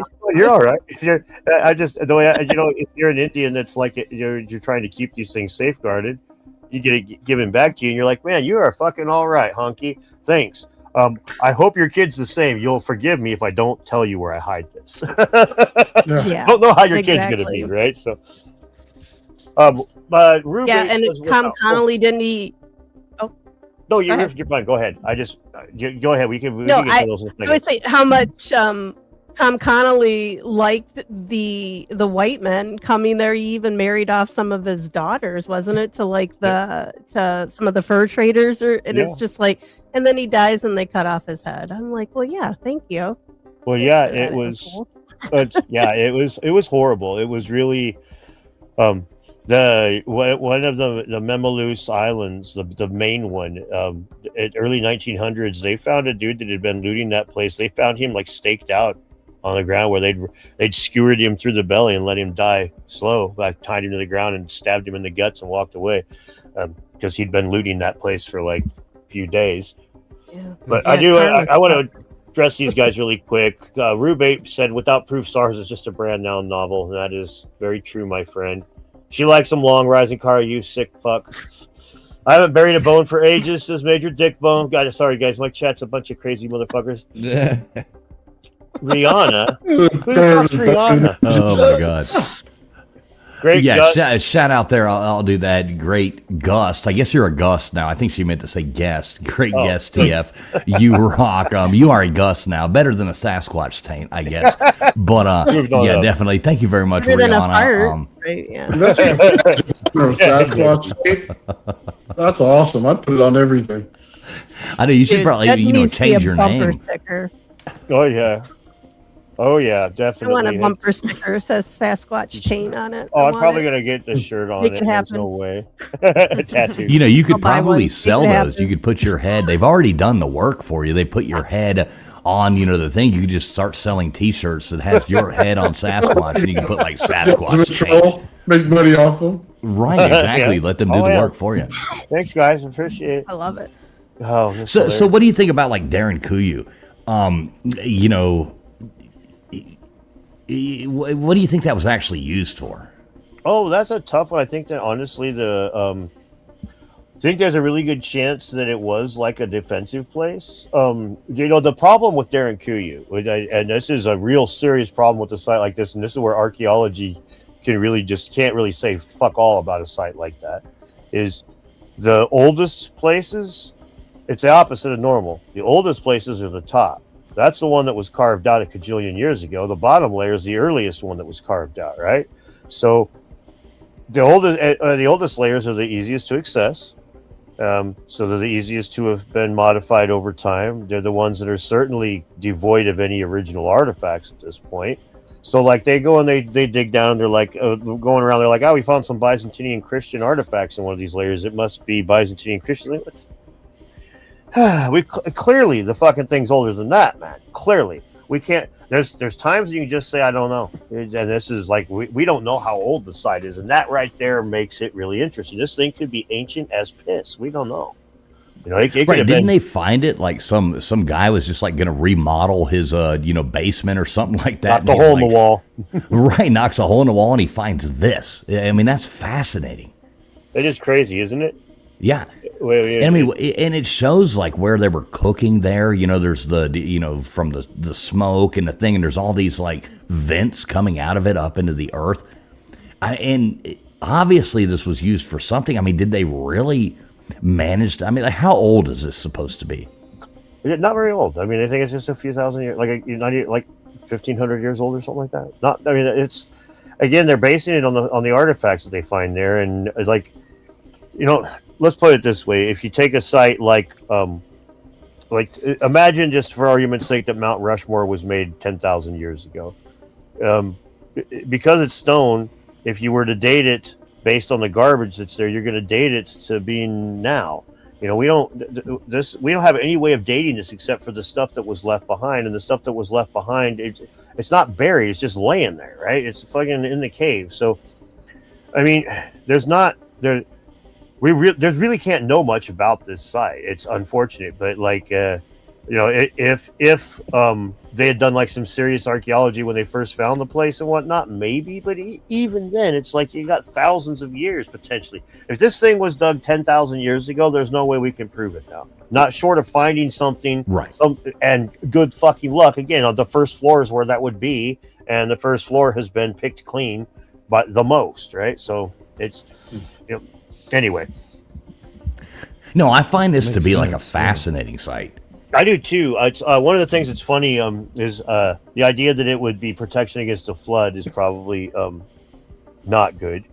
But yeah, you're not going underground for that, no. Right? But honestly, the idea that this is a site that is supremely ancient, that people have been going back to, that people in that area have found over and over and over again and reused over and over, because that is a pretty inhospitable area. That, I mean, it honestly makes a lot of sense. And this is the kind of stuff that really fucks me up with the mainstream, where it's like, why is that insane? Why, say, for instance, hominids have been using that for 200,000 years, and they dug in this very soft stone that you could dig out with any rock you could find laying around there, that some other species dug this thing out 100,000 years ago, and it's been slowly being used by different species over all this time. And the very first thing they do when they move in is they clean house, so they get rid of all the trash from this isn't crazy, right? This isn't like I'm not positing ancient high technology or anything, but that's going to get rejected just as categorically. Professor Dave will call me akin to a flat earther, right? This is fucking. This is where they have cock blocked themselves from moving forward. Well, that's when you know that their argument is weak. That no matter what people are talking about, they throw that flat earther out there. Oh yeah, shoots and ladders, hardcore in real life. That's what Isaac Carter says about Darren Kuyu, right? It does look like a shoots and ladders game. All right, it does. Snakes giving and away ladders. your age. Snakes and ladders. Remember, it was originally that Snakes and Ladders. Yeah. What a great It's game. just a giant man cave, is what it is. It just keeps growing to get away from the water. Right, the guy had to keep digging, right, Nathan? He just had to keep digging and digging. That would be my favorite story. It's so funny too, because I actually worked for a dude in Illinois. Like me and my uncle were doing construction for the guy, and like he's a rich guy, and so he built a cigar smoking man cave on this barn that was on their property. He spends all this money to have his barn turned into this man cave, and then his wife says it's too nice, he shouldn't be smoking his cigars in there. So then he goes and builds a screen porch that's really nice. Same fucking thing happens again. She's like, this is way too nice. Shouldn't be smoking. So yeah, and Darren Kuyu, he just kept having to dig another level down. Too. That's right. Please, fuck, where do I have to go to smoke my fucking cigars? And finally, you end up in hell and realize you could have just stayed. It was no different than when you started. Like, this is a full circle. We've come full circle. We're right back to where we started. Okay, I've dug this deep. So what do you think about? Okay, I know we're gonna wrap this thing up pretty quick. I know you got stuff you got to do this evening. Go out and have some fun without hanging out with us. But so what do you think about like Gunung Padang and over in Indonesia and stuff? Gunung Padang's really interesting. I want to see them do some archaeology when they're there next time. The big thing that we don't have from there is trash, right? Like when the carbon dating that Dr. Hillman got was from potentially from organics that had fuck all to do with humans. There's arguments about the fill layers. There's arguments about whether or not certain pieces are artifacts or not. Where honestly, what they need to do is just kind of get in a bunch of mainstream dickheads in there and shake screens. It's find the evidence, find the little pieces of trash that prove that this place was occupied or not, and that's the kind of stuff that even the experts can't really argue with, because when you start pulling out hundreds of little pieces of broken rock that they're like, well, this came off of somebody making an arrowhead, it's the evidence is overwhelming. But that's what they didn't shake any screens on that site, and so that's it's one of the problems I have with a lot of things that we see in modern times. Like there's like same thing happening down in Mexico right now with that Aztlan collection, where there's nobody down there that's not concerned with the artifacts themselves. There's no. Now, is that the thing you were talking about recently on your show with the with like the engravings and stuff on the stuff they found? Is that what you're talking about? Mexico? Yes. Yeah. Okay. It's interesting. It's interesting that these different places around the world, like, it's frustrating because you find something that's cool and it's interesting, but without some confirmation, it becomes really difficult to go any further. And so that's why we kind of need that screen shaking around the back. Yes, that is me advocating for archaeology. I will advocate. Just because I don't call it a science doesn't mean it's worthless. Jesus. Right, as you should. I mean, we should all advocate for archaeology. I mean, we should just advocate for archaeology that keeps moving forward. So you want to check David Todd's comment here? Because we're going to put that on screen if you don't mind, because this one is salient for before we hop off Darren Kuyu. Thank you. It's Darren Kuyu's near Ararat, and near the elevation you want to restart civilization. It would hold 20,000 aristocrats, leaders, soldiers, carpenters, blacksmiths. Like, you know what race they were. Physicians, farmers, seed banks, equipment, etc. No, that's an interesting point, David. No, thank you. It's it is possible. It is possible that it was that kind of place that was meant to be restarted like that. Really quick point I want to make that's a little aside, but we were talking about that whole race thing. When they say that, the only reason that we question who built the pyramids is because they're supposedly built by brown people, and therefore we're all racists. And this is pretty just it's a stupid argument. It's vapid. It's just clearly made to manufacture bullshit. So the way you flip this back on them, well, I got one that's equally lazy. It's better. It's a better argument. The Atlantis is supposed to be 12,500 years ago when it was destroyed. The gene that created white people came into the record about 8,000 years ago. Archaeologists reject Atlantis because they don't believe you can have a civilization without white people. All right, there we go. No problem. They're the racist ones now. So anyway, it's stupid, but it's like if we're really going to play these sorts of games, then I mean, we can always find a reason to call somebody a name. We can always find a reason to call somebody racist. I prefer to talk about the big rocks and the elongated skulls and the ancient history and the myths. But was that your smoke alarm that just beeped? I don't know. I don't have a smoke alarm. I took the batteries out all mine years ago. Sounds like LW. But had to chirp that one in there. You know, a little dig there. I live in California, man. Nothing here is built by white people. Sorry. Yeah. Not a job site with a white person on it. Well, yeah. Yep. Right. I mean, we could go down that whole rabbit hole, and trust me, I love going down it.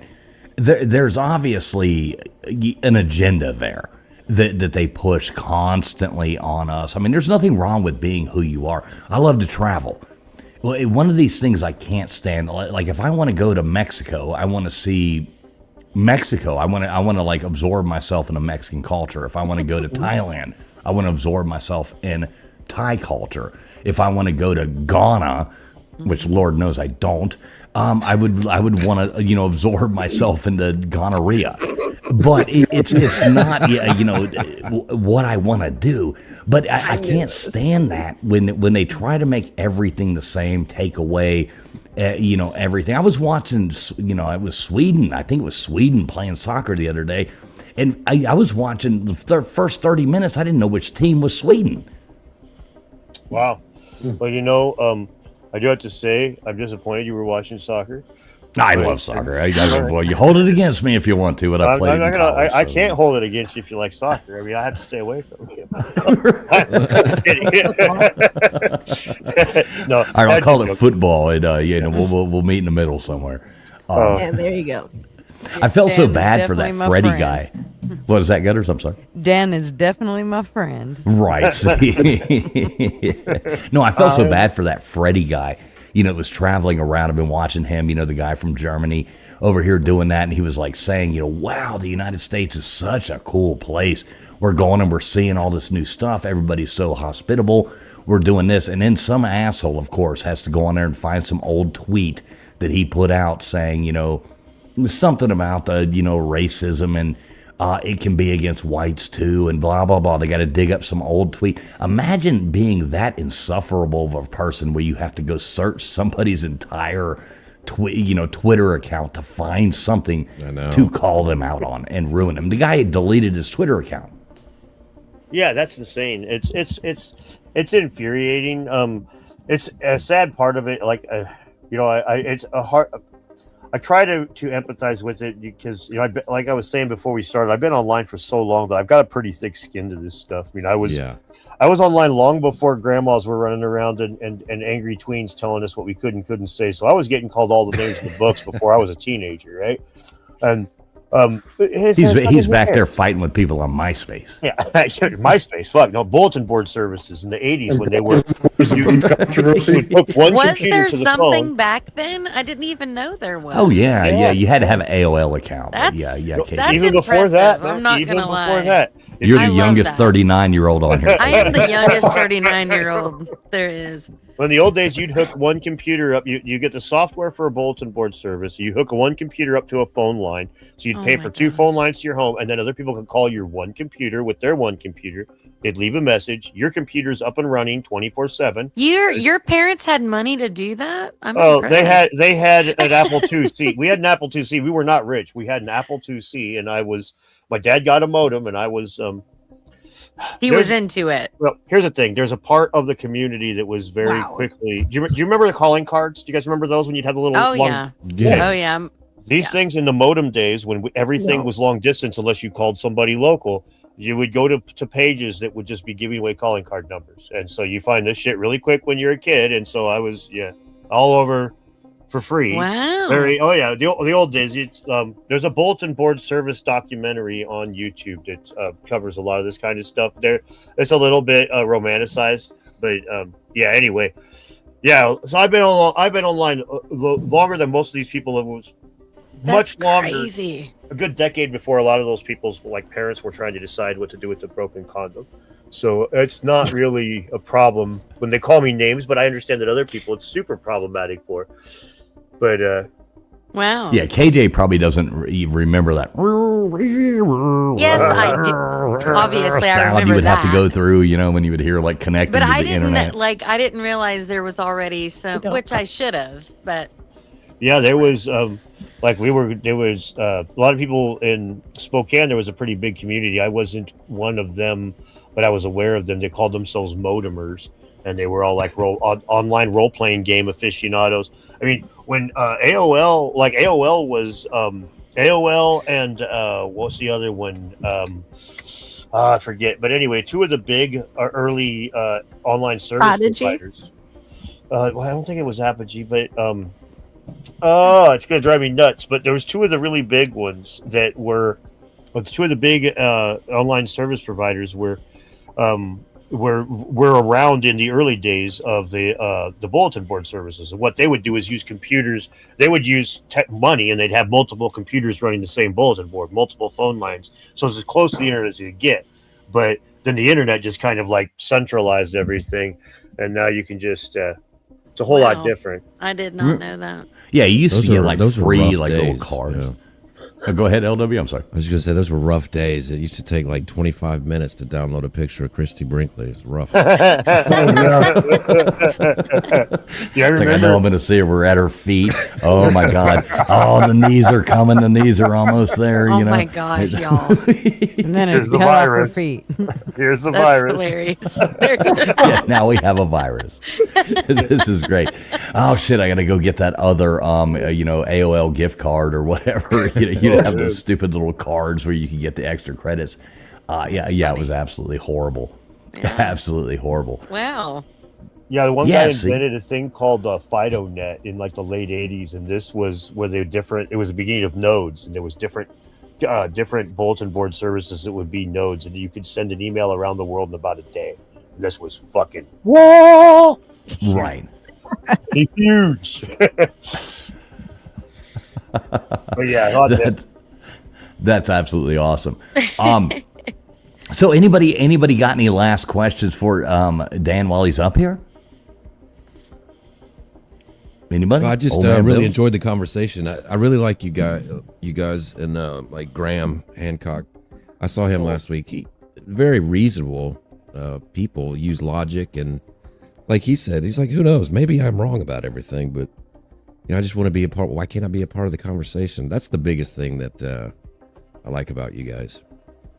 Well, thank you. I appreciate that. It's a kind of a frustrating thing that, if you look at the founding principles of the Society for American Archaeology, and they say that they want to foster better relations between interested amateurs and professional archaeologists, and to offer assistance when requested to these amateurs, and they violate both of these things. And this is why they're it's not the only reason, but when they're closing archaeology departments and archaeologists like Flint Dibble are losing their jobs, it's like, dude, you guys could be using Atlantis like Carl Sagan did aliens, a way to educate the public. Carl Sagan didn't believe in fucking little green men all over the place like the people he talked to did, but he used it to reach the public. And instead they knee-jerk and they're like, oh, do you have an interest in something that's in my field? Let me see if I can't just kill that fucking fire. And then they wonder why nobody shows up to their fucking talks. It's so yeah, thanks. It's kind of sad that they ostracize the people they could be working with. But instead, it makes no sense. Yeah. So Dan, what is this event you got coming up? Because I'm actually interested in this. I do like to travel. There is something in the name there. What is this event you got coming up? The Quest for Ancient Civilization is going to be a big talk in Austin, Texas, this October 16th through 18th. And it's so far like there's some speakers are still to be announced because there's a lot of people that are potentially going to be there. But me, Randall Carlson, David Childress, Billy Carson, Hugh Newman, J.J. Ainsworth. Oh shit! I don't know if Luke Caverns is going to be there. Not. There's going to be a bunch of us types there, babbling about pyramids and whatnot for a few days, and it's going to be in Austin, Texas. Which, if you're not familiar, is kind of the mecca for the podcast, goofy comedian Joe Rogan sphere spot in the internet right now, or of publishing content right now. So it's a pretty fun town to kick it in, and yeah. So it's definitely worth going to just to here's the thing. I have figured out that if people want to see me talk on the internet, they can listen to 2 ads for some fucking mobile game and bada bing, bada boom. If they want to see me in person, they're probably wanting to rub elbows with me and drink. So you'll find me at these events pretty much sleeping 6 hours a day tops and rolling like I'm in my 20s and then regretting it when I get home. So right. See, I'd rather go out and have a beer with you. I feel that. That's good. Well, LW, you're not too far from there, LW. What do you say we try to make it over there to that event? Yeah, it's just 2.5 hour drive. Yeah, I know. Hey, hell, I'll fly into your shithole town there that I've been to before. Shout out to the $7,000 hot dog you made me buy you at the Astros game. But yeah, definitely, we can drive over there and go check that out. Tickets are like $250. There's a link in my in the description of my video to it. But yeah, it's pretty reasonable for an event like this. It's not like a lot of times you'll end up seeing these things are closer to $1,000 a ticket. And as a former blue collar dude, yeah, you charging $1,000 ticket, that better come with a set of lips attached to it. Right, at least a reach around. Yeah, exactly. I wanted to whisper in my ear to tell me I'm smoking in the wrong room. That's for damn sure. Exactly. Oh shit! I'm at the Blue Oyster now. All right, I got to address Victor Dickbone here. He says, "I used to have a thick skin until my bar mitzvah. Please don't hate me, Professor Dave." Circumcision joke and a anti-Semite joke. That's great. Yeah, you get a bunch of new memberships coming in there as well. Old saggy guy, look at you go. You ain't bad. Appreciate that. Now I got a bunch of. What's great is when I get a bunch of picture. I get a bunch of people that subscribe to me that are like Dave fans that hate me. So every time I get these gifted memberships, I do with 1 or 2 people that are members that hate me. I just love it. Right, all of a sudden, yeah, they have to just totally be pissed off. They get that email. You were gifted a membership to DeDunking. A lot of times they act like they're bumping into, like running into my safe space or something. It's like, come on now. The fuck? It's the internet, buddy. The whole safe space things. There's even like, I've looked at like there's a gas station that I stop at every now and then. I realized not too long ago, I go over there and I look, and there's actually a whole area that is like, this is a safe space, and it says that outside. I mean, Jesus Christ, what has gone wrong with these people? Now, you want a safe space? Look in my glove box. I'll definitely give you one. Dude, the one that fucking the one that kills me is the military is what got me when they said they could hand their drill sergeants cards that said this is problematic or this is offensive or whatever. Oh no! Right. Oh, my Lord. I bet that is happening. Well, yeah, that's what I've heard anyway. And when I was in basic training, like I enlisted like a few months after Don't Ask, Don't Tell had gotten passed, and so I'm in the Army. And whenever the drill sergeants wanted to insult somebody, you're one of those Don't Ask, Don't Tell privates, aren't you? Literally asking you to tell. The policy is called Don't Ask. It fucking. I hope that's not true about the cards. I've heard that it is, and I wouldn't be surprised. I mean, they let that. I've seen so many videos of cell phones, like you earn cell phone time, right? In basic training, which What? That was like not. Yeah, no, that is true. No. Yeah, you get to film your training. I'm sorry. Film your barracks. Oh, dude, yeah. KJ, you've known a few drill sergeants in your life. Yeah, I'm that pretty is sure. true, but that was even 10 plus years ago, where you could earn time. Yeah, that's for real. Yeah, they've gayed up everything. It's insufferable. No more of the Emery, huh?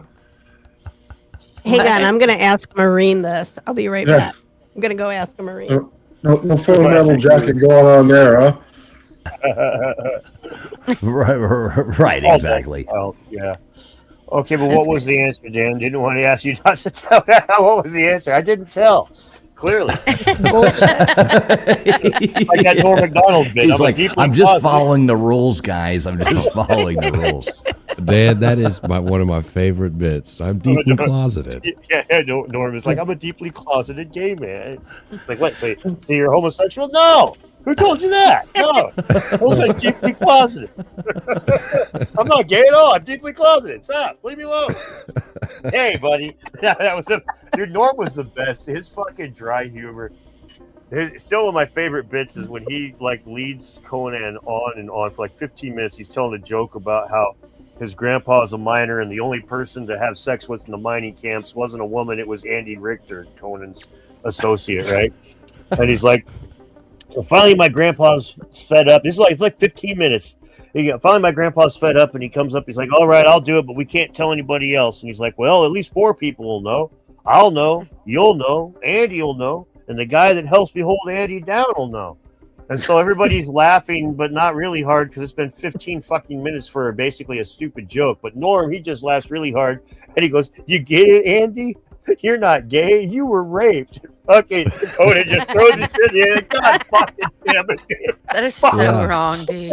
Norman was wrong, but he was What was it? good. That other one, Dan? It was like a 5-minute joke, the moth joke.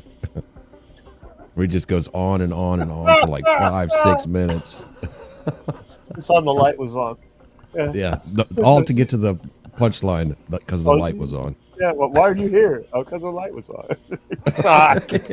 Yeah, Norm, he was great. He was absolutely great. I miss the humor. I mean, like, imagine trying to make Blazing Saddles, today, and it's. I watched it not too long ago. I saw it on TV, and they were like, blurping out words. It's just so good. It's just so good. Horses.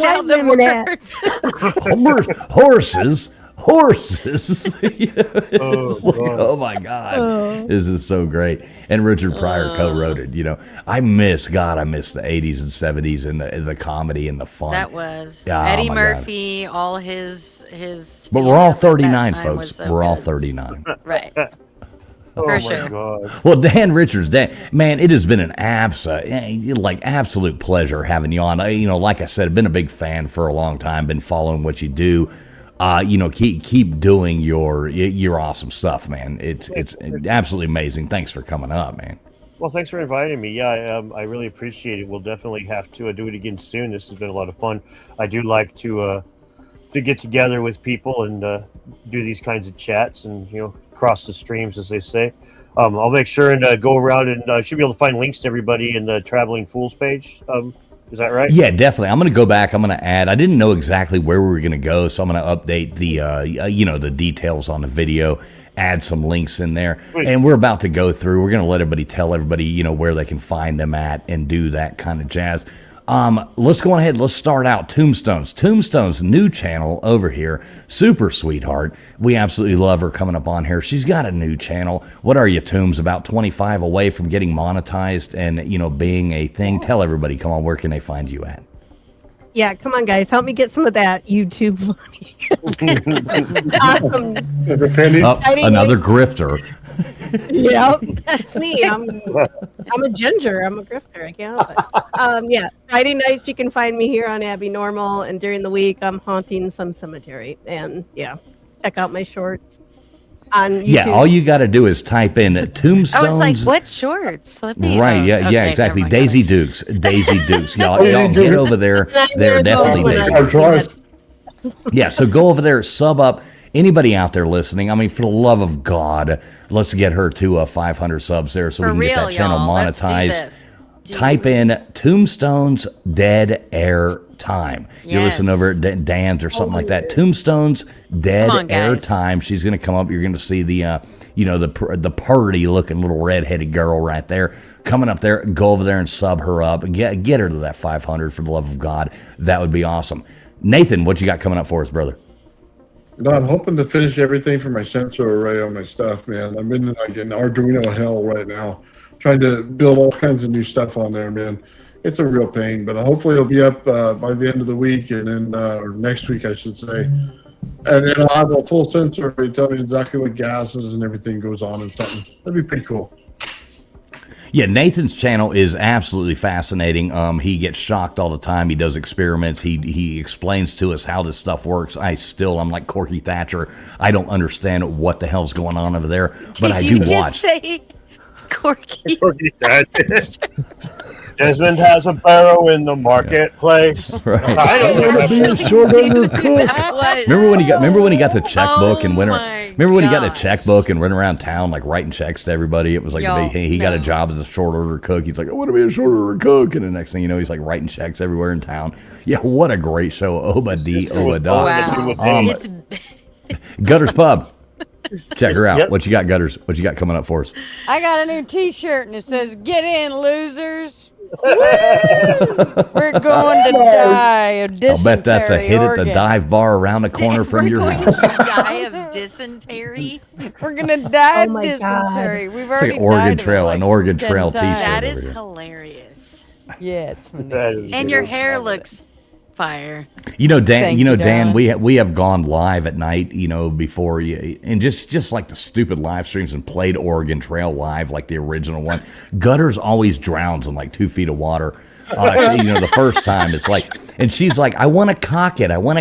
You know, she's talking about the wagon, but but she ends up getting drowned every time. I don't understand. That's because I step on my head when we're going across the river. That's why I drown. I like to step on your head while we cock it. So go over there, check out Gutters Pub. All you got to do is type in Gutters Pub into YouTube. KJ, you got any bangers coming out for us this week? KJ's a country music sensation. She just recently was singing the national anthem at a Bass Pro Shop, fishing event. She's all over the world touring and all that kind of stuff. So it's yes, Katie did. Katie with a Y. I know I haven't posted in a while. I've been actually singing live, and so yeah, just keep an eye out. I'll be out. I'll be posting more. Get back on the tube. There you go. So yeah, yes, Katie did. I think that's on the gram as well. So go over there, check out Yes, Katie did. She posts all kinds of sultry pictures and stuff like that on the gram. So go over there and check her out at Yes, Katie did. You should do that. LW, he goes live every now and then, and we just burn down his channel. We're trying to get it, for some reason or another, nobody knows how to find it. So just type in LW. You will be able to find it. It'll pop right up, I promise you. Over here, Traveling Fools, every Friday night right here, we've got Abbinormal coming at you. And if you want to watch any of our previous shows or anything like that, want to be a guest on the show, go to Abbinormal.com. Mr. Producer in the background, he runs all that stuff for us. He's always here, going to be here forever and ever and ever. We love him to death. So Abbinormal.com. You want to catch any of our previous episodes, but every Friday night right over here at Traveling Fools, all you got to do is type that into YouTube. You will find it right here. Sunday night, Sunday, be there or be dead. Every Sunday night we do a trivia stream, 1, 2, 3, or 4 in the chat. Faster you answer, better off you are. We give away prizes. We give away stuff like that. It is absolutely amazing. We got all the smart people on YouTube coming over here and playing at 10 o'clock Eastern Standard Time every Sunday night. Traveling Fools. Type that in. If you think you're smart, come over here and play, because we've got the smartest damn people on YouTube over here playing, and it is an absolute blast. We have a great time doing it. Dan, any last words for us, brother? No, thanks a lot for having me, man. I mean, shit, this has been a lot of fun. I appreciate it. I'm glad this was a enjoyable conversation. Have to do it again. Yeah, we're not stuffy, are we? No, not stuffy. Not stuffy. Have you got invited on the things before where you got there and it was just like, damn, these people are lame. This is no fun. Oh yeah, it's not usually too bad. Most of the people that invite me on are pretty chill. It's usually when I talk to scientists and I interview them that I end up feeling like I'm talking to a bunch of stuffy folk. Most people, most people, they take one look at me and they're like, well, Dan, if that boy didn't have some subscribers, I'd feel like I needed to give him money so he could afford to buy food. So I'm good. I do all right. But Yeah, I think you washed my car window the other day. I was sitting outside, outside of Atlanta, and I think you walked up and actually washed my car window. So well, I was in Florida, and so I was sitting on I bought a couple of beers from 7-Eleven. I'm waiting for my Uber to come. I'm sitting on the corner. I'm drunk, waiting for my Uber. Bitch is lost. She's driving in circles. I'm watching her on my phone. I'm watching her in real life. I'm like, this fucking idiot. Goddamn. Blah, blah, blah. And I feel a tap on my shoulder. I look at some 20-something girl handing me money. I hope you have a better day, sir. And I'm like, fuck off. Give that to the next guy that looks like me. He might need it. I'm good. I'm just pissed at this retarded. I'm not like, That's hilarious. you get one of those people, those morons that do those YouTube shorts, where they're out there like giving the homeless people money, on the road and filming it, they like come up to you. They're like, hey brother, can I, so how's your day going? How's your, and all this, do you need me to take you to Walmart and buy you a new pair of shoes? All this shit. Yeah, they do. It's funny. I wear my shoes till they're like, I don't wear good shoes most places because I know that like girls look at your shoes to evaluate how much money you got. So. Do girls do that? Oh, you hush your So mouth. we heard. Oh, of course So you we do. heard. Dad took the money and bought beer. No, I didn't take the money. I'd already bought beer. I didn't take the money. No, it's like the guys have some guys will wear like nice shoes and stuff, and I don't. I'm not gonna. I mean, there's no. I had somebody ask me why I don't like dress better, and it's like, what am I supposed to buy, a fucking pimp hat and fucking shoes with aquariums in the heels? What So I can feel uncomfortable. Yeah, I do want those shoes Thank with the. you. Oh, Thank You ever you. see the shoes with the goldfish in the back, and then you realize the Yeah. goldfish dies, and it's like, wow, that was kind of the awesome. point, You isn't it? looked You just really cool. every step you take, you're like, God, Every just step I take. animal cruelty. Exactly. Right, exactly. Poor little bastards in there bouncing up and down in his head. Poor thing. Yeah, you're like, Animal cruelty is bad. It's like, hey, Dan. I do have to say, before we get out of here, outro has already started. I am gonna go to GNU Padang before too long, and I do want to get it with you and Jimmy before I do that, and see anything that y'all want me to film or any of that. So I will be going there very soon. right on. Well, yeah, let me know. Right, yeah, I definitely want to, be able to talk to you guys about that. So, Dan Richards right there, great show. Thanks, everybody, for tuning in tonight. It has been an absolute blast hanging out with all you guys. Dan is the man. Thank you very much for coming in there. And everybody, tell us goodbye in the chat. Hope you have a great 4th of July weekend. Hope to see you back here next Friday night for Abbinormal. We're going to be breaking down. We do a little bit every now and then where we break down movies and go in there and break it down. So we're going to have a bracket night going up, the most iconic horror movie of all time, next Friday night. If you like kind of stuff like that, come check us out every Friday night over here at Traveling Fools. So just type it in.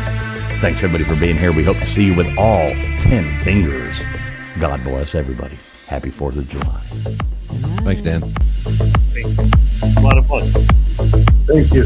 Have a good night. Good night, everyone.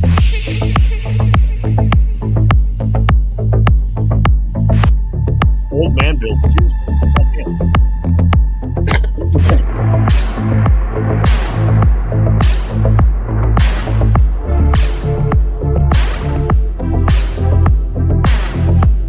Just to go on ahead and bring this up, I've seen the stat. Whoever keeps telling us we're stupid in the chat, we absolutely love you. Thanks for being here. We favor all of you. Nothing better than that. Nothing better than somebody who love has it. typed in 50,000 times into the chat saying, you're all stupid. That's Yeah, right. thanks for being here the whole time, you fucking moron. Yeah. You like retards. Right. It would have been big shout out here, coming in here, right here at the end of the show. Multi, my good friend Multi, gifting out 5 Traveling Fools memberships. Thank you so much, Multi. Much appreciated, buddy. Love you.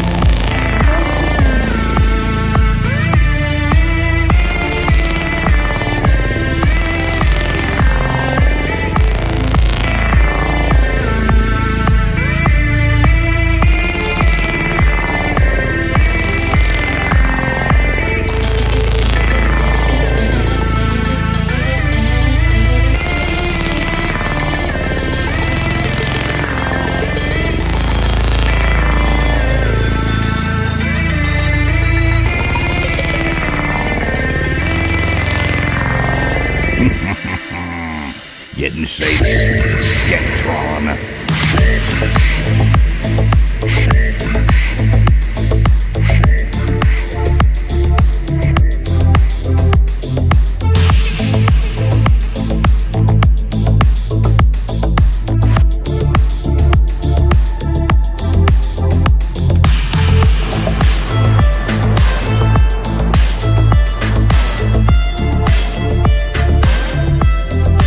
Zip your mouth, Big Dog Moz, zip it.